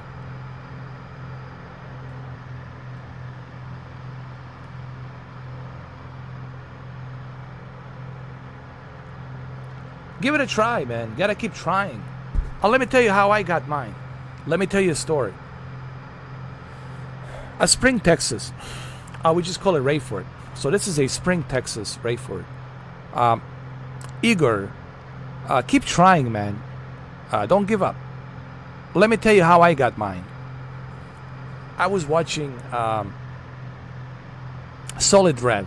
You guys know who Solid Rev is, right? And he was doing a video with his son. So he was asking his son, hey, what do you prefer? You know, do you prefer Series S or Xbox One X? You know, what do you like better? And he said Series S across the board. And I was like, dude, I gotta try this Series S. After watching that video from Solid Rev and his son, I was convinced, man, I gotta try Series S. And guess what?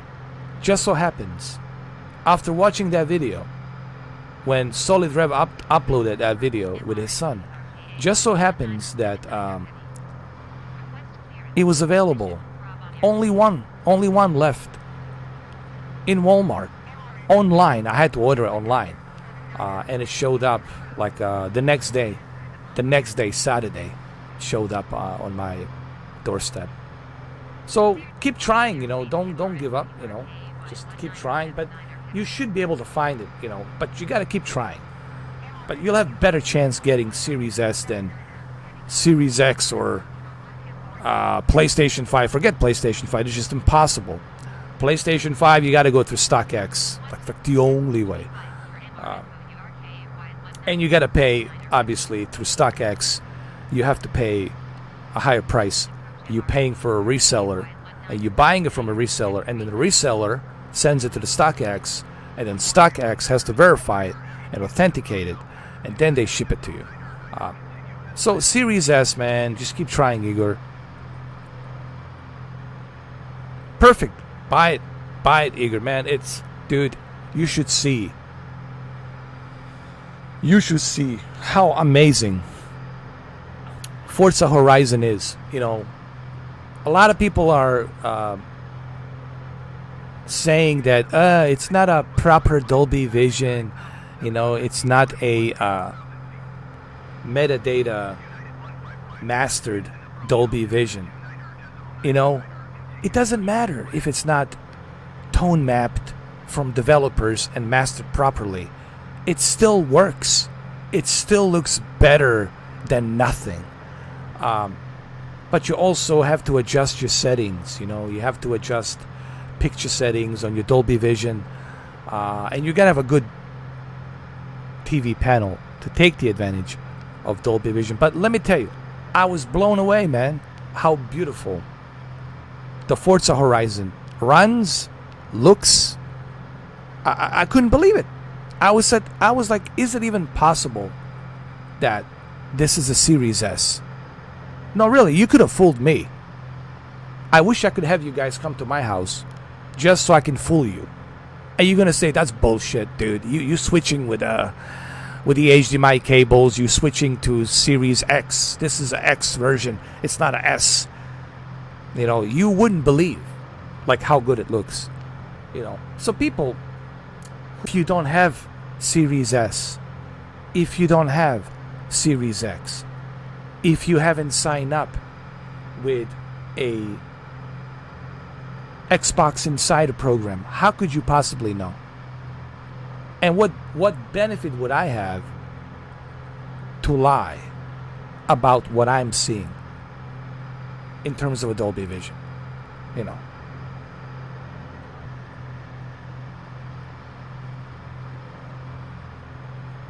So what I'm trying to say is this.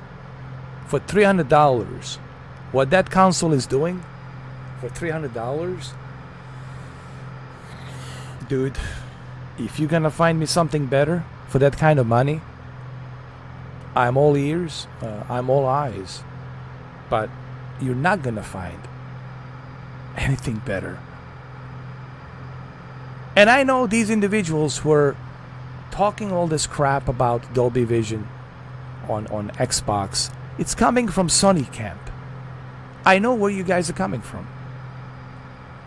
And remember how I always tell people, don't insult my intelligence.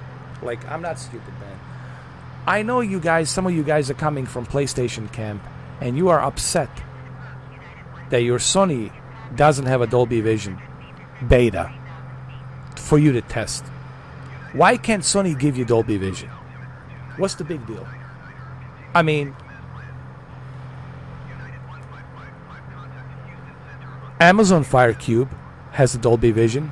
I don't care if it's forced. It's still Dolby Vision. Apple TV has a Dolby Vision. Why is it that PlayStation 5, this overrated cup of Christ, monolith, whatever, birth of galaxies, wormhole type of a console, super overrated? Why can't your super overrated console have a Dolby Vision? Like, what's the problem? Why is it difficult for Sony to give you Dolby Vision? Xbox did it. Why can't Sony do it? I'm just simply asking a question. Don't blame me. Don't get jealous that your Sony console, which you are supporting, doesn't give you any goodies. You should blame Sony, and you should complain to Sony that they're not giving you any goodies. They're not giving you any cookies. You know, don't blame me. I'm just reporting what I'm seeing. And I have no reason to lie. Okay?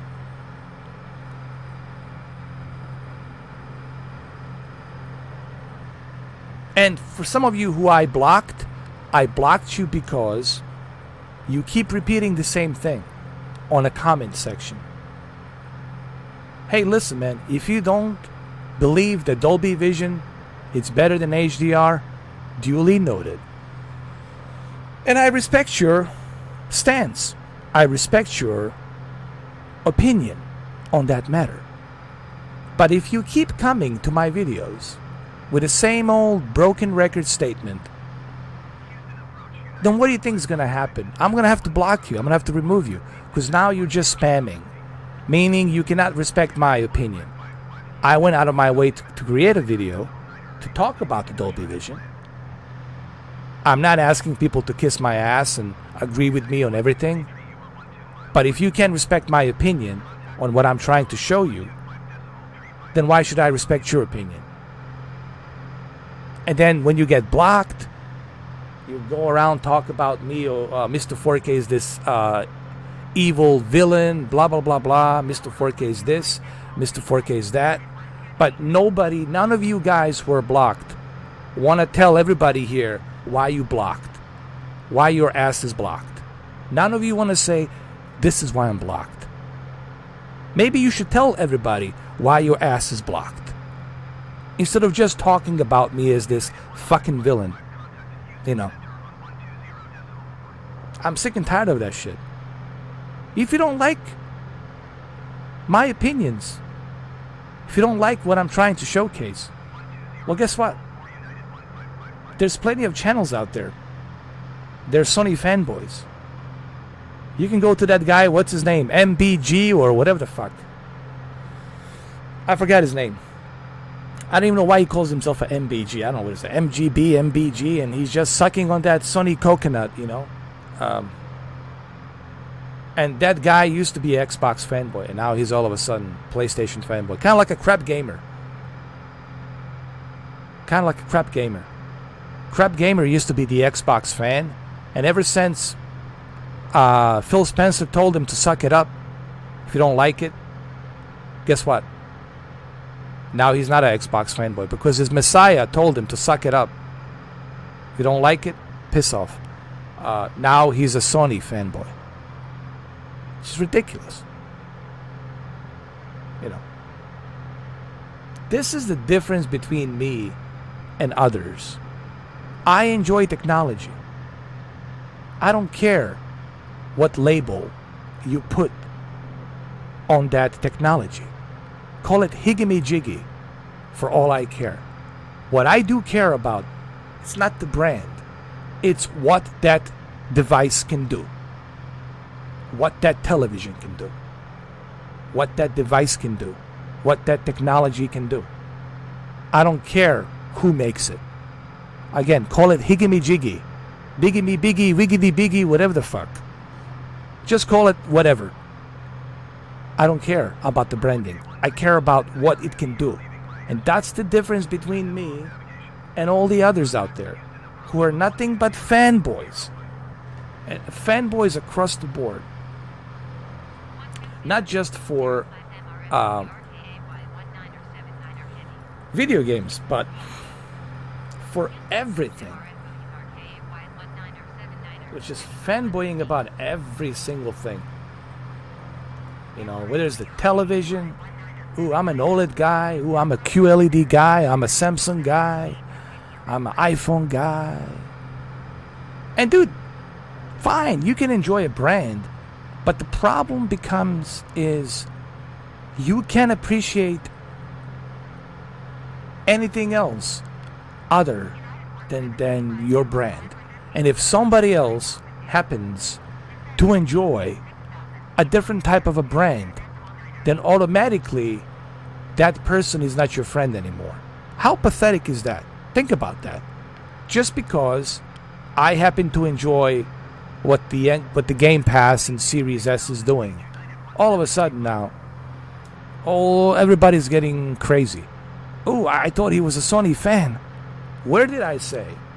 Where in the hell did I ever say that I'm a PlayStation fanboy?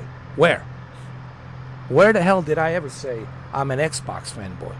Where in the hell did I ever say I'm a PC fanboy? Where in the hell did I ever say that I'm a cloud gaming fanboy? Or that I'm a Stadia fanboy? Or that I'm a virtual reality fanboy? Where in the hell did I ever do that? Find me that video where I specifically says I'm a fanboy. I'm a Stadia fanboy. Or I'm a, PlayStation fanboy. Never, ever, in 6,000 plus videos that I have, did I ever say that.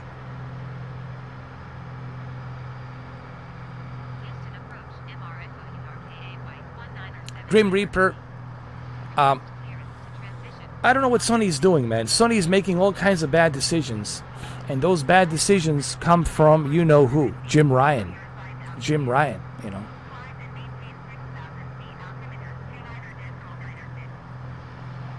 Oh yeah, they do it with the trucks, with everything, the cell phones, trucks, you name it.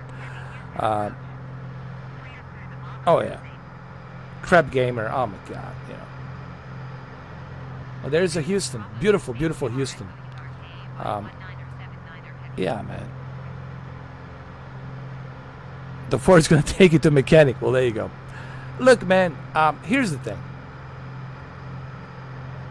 I'm not saying you can't have love for a certain brand. That's okay. Some people love Honda. And that's all they're going to buy. It's Honda.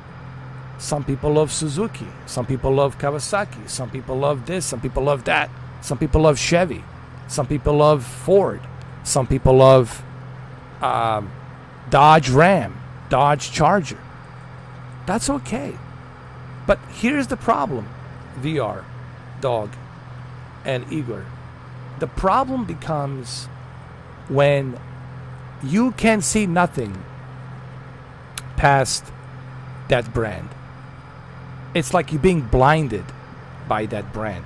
And you can see nothing other than that brand. And if anybody else is, let's say you see somebody, let's say your friend is driving a Honda. How dare you drive a Honda? You're supposed to be Ford.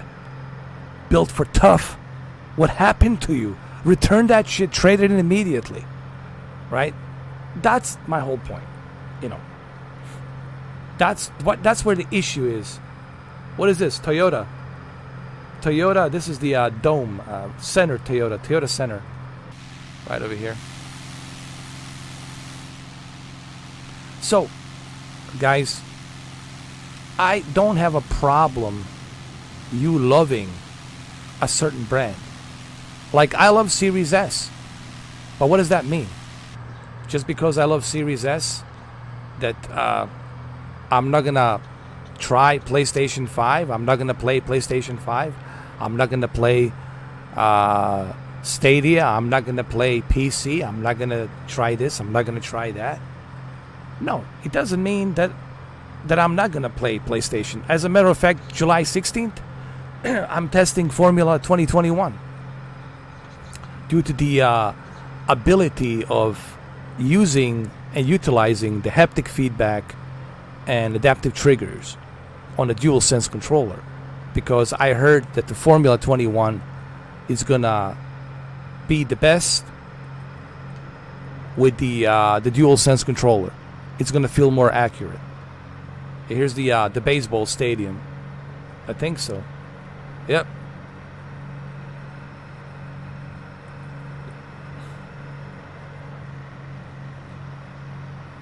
Exactly. Grim Reaper. Oh yeah, the Houston Rockets, that's true. Houston Rockets play basketball. Houston's a big city, man. It's huge. I tell you what, if I was to ever do a RoboCop, I would film it in Houston. Houston looks like a OCP. Definitely has that OCP, Future Detroit. I would definitely film it here, man. If I was to do a RoboCop again. I mean, if I was to film RoboCop, if I would even attempt, imagine that, to even think about filming RoboCop. Oh, there's my buddy. This would be the town I would do it, man. I'm speaking, in some fantasy land. If, Hollywood gave me the money and said, hey, why don't you make a RoboCop?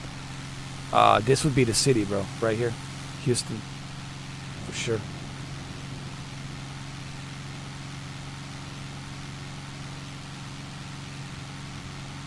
Oh yeah, fourth largest city. That's true. But Dallas is pretty big too. Dallas is pretty big, but Houston is definitely.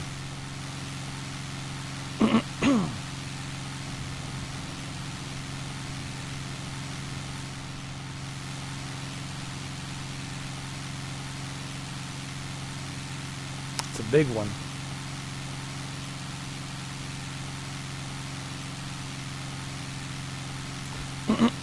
Oh, really? There's a trailer of the RoboCop.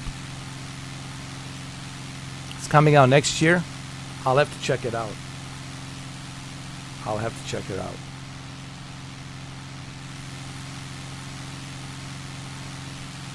Alright, so we're going to go back to Houston International. We're going back, Danger.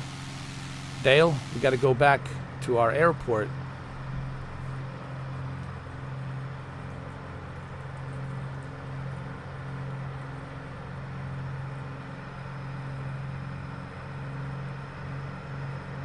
There's one right over here, right next to us. Right here. Right next to us. On the right. There's the KHOU. KHOU, right here. Right next to us.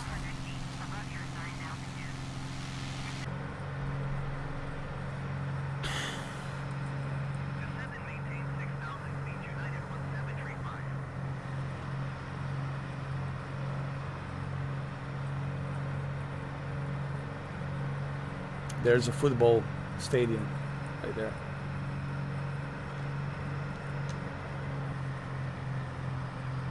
But we got to be careful. We have to slow down. A lot of rain here, dude, next to the airport. A lot of rain. I don't like it. Man, you guys got a lot of rain, man. It's not good that it's raining this much. Especially in Houston. The last thing you guys want is the rain. to be honest.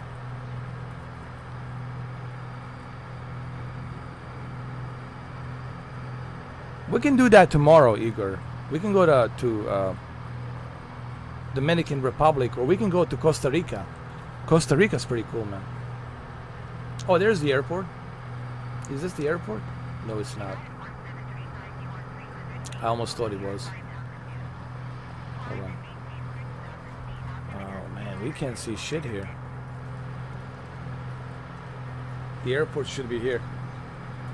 Dude, look at this visibility. Oh my goodness, this is just a nightmare.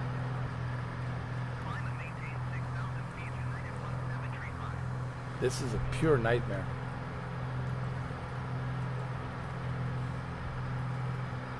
This is it, right?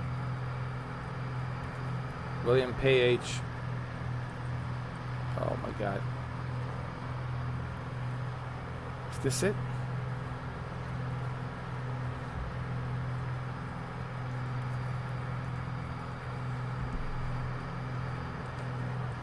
Dude, this is a terrible rain, dude. Terrible. Terrible, terrible. God help us all.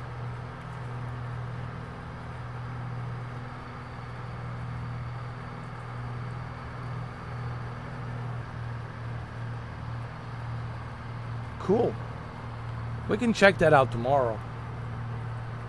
I mean, today. So this is the airport, huh? Good Lord. Can I land here? Properly?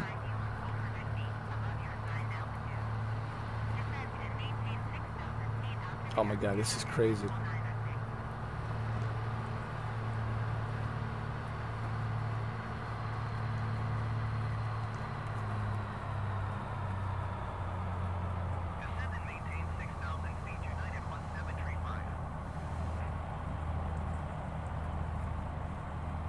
This is crazy.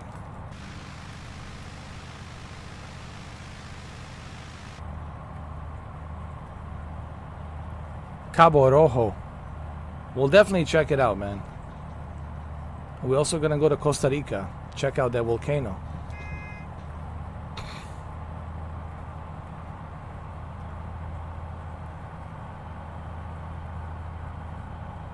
Cabo Rojo. Cool. But we're gonna do that tomorrow, obviously. I already been streaming for 4 hours. It's 2 a.m. And I know it's 1 a.m. At Houston right now. Oh my God. Oh no! I'm losing a control. Oh my God. Fuck, dude. I almost lost the control. This weather, it's unbelievable, dude. Holy mother of God. Dude, I almost crashed. Holy shit, man. Where is this damn airport? Dude, it should be right here.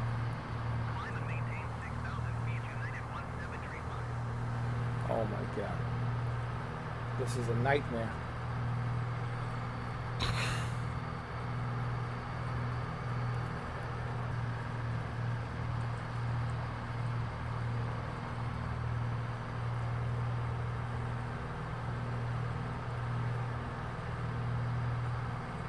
Yeah, I got the flap. Put it up. But man, this is a zero visibility. I cannot see shit, man. Oh, this is just dangerous, man. What's with this rain in Houston, man? This is just bad. Guys, man, this is some terrible... Oh, there it is.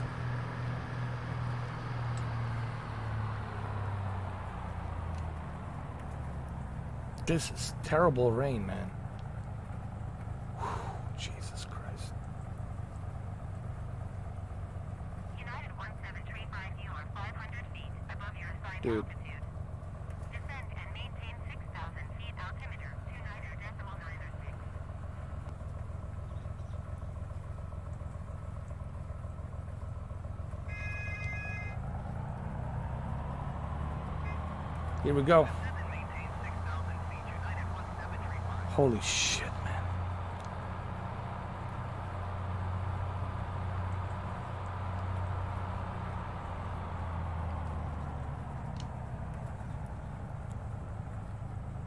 Holy mother of God.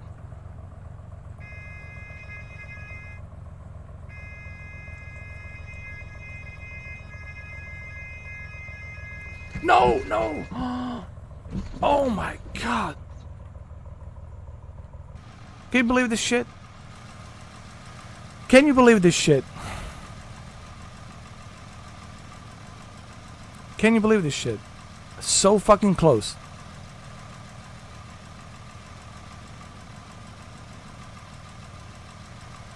So fucking close. Unbelievable.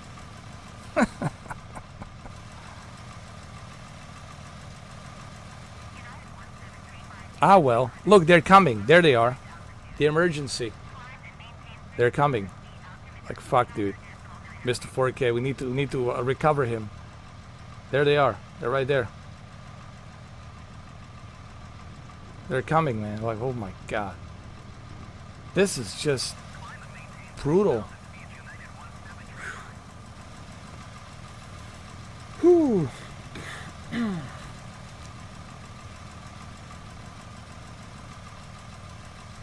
I know, it's unbelievable. Twice in a row, dude. Where was the last time I ended up? Oh yeah, that was in the other one. That was in Syracuse. Because of the harsh conditions. It's what it is, man. Just terrible, terrible harsh conditions, man. It was crazy, dude. I was just about to land down. Slowly. Gently, but...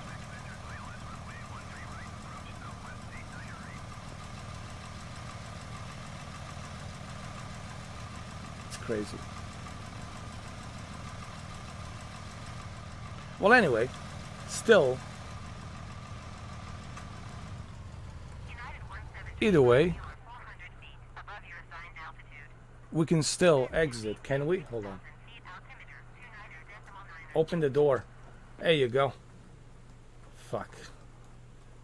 Open this door too. Yeah, get the window out. That's it, man. Exit. Let's go. Come on, man. Let's get out of here. Hold on. No, this way, dude. This way. Get out, get out. Oh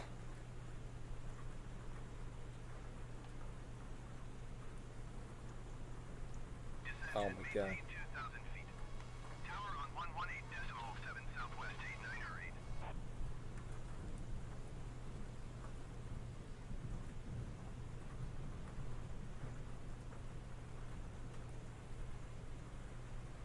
Unbelievable. Unbelievable.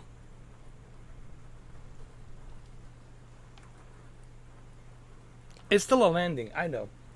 You know. Better than nothing. Oh, I gotta go back to the airplane. Forgot to turn it off. Okay. Well, that's fine.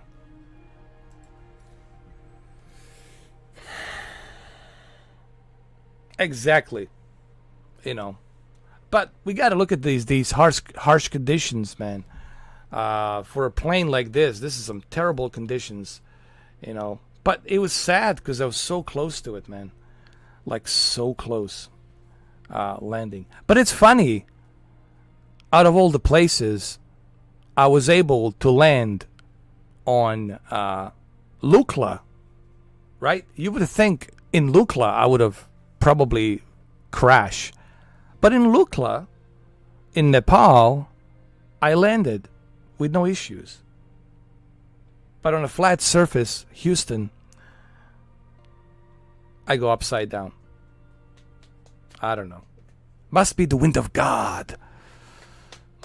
Kenneth Copeland, man, it's what it is, bro. The wind of God.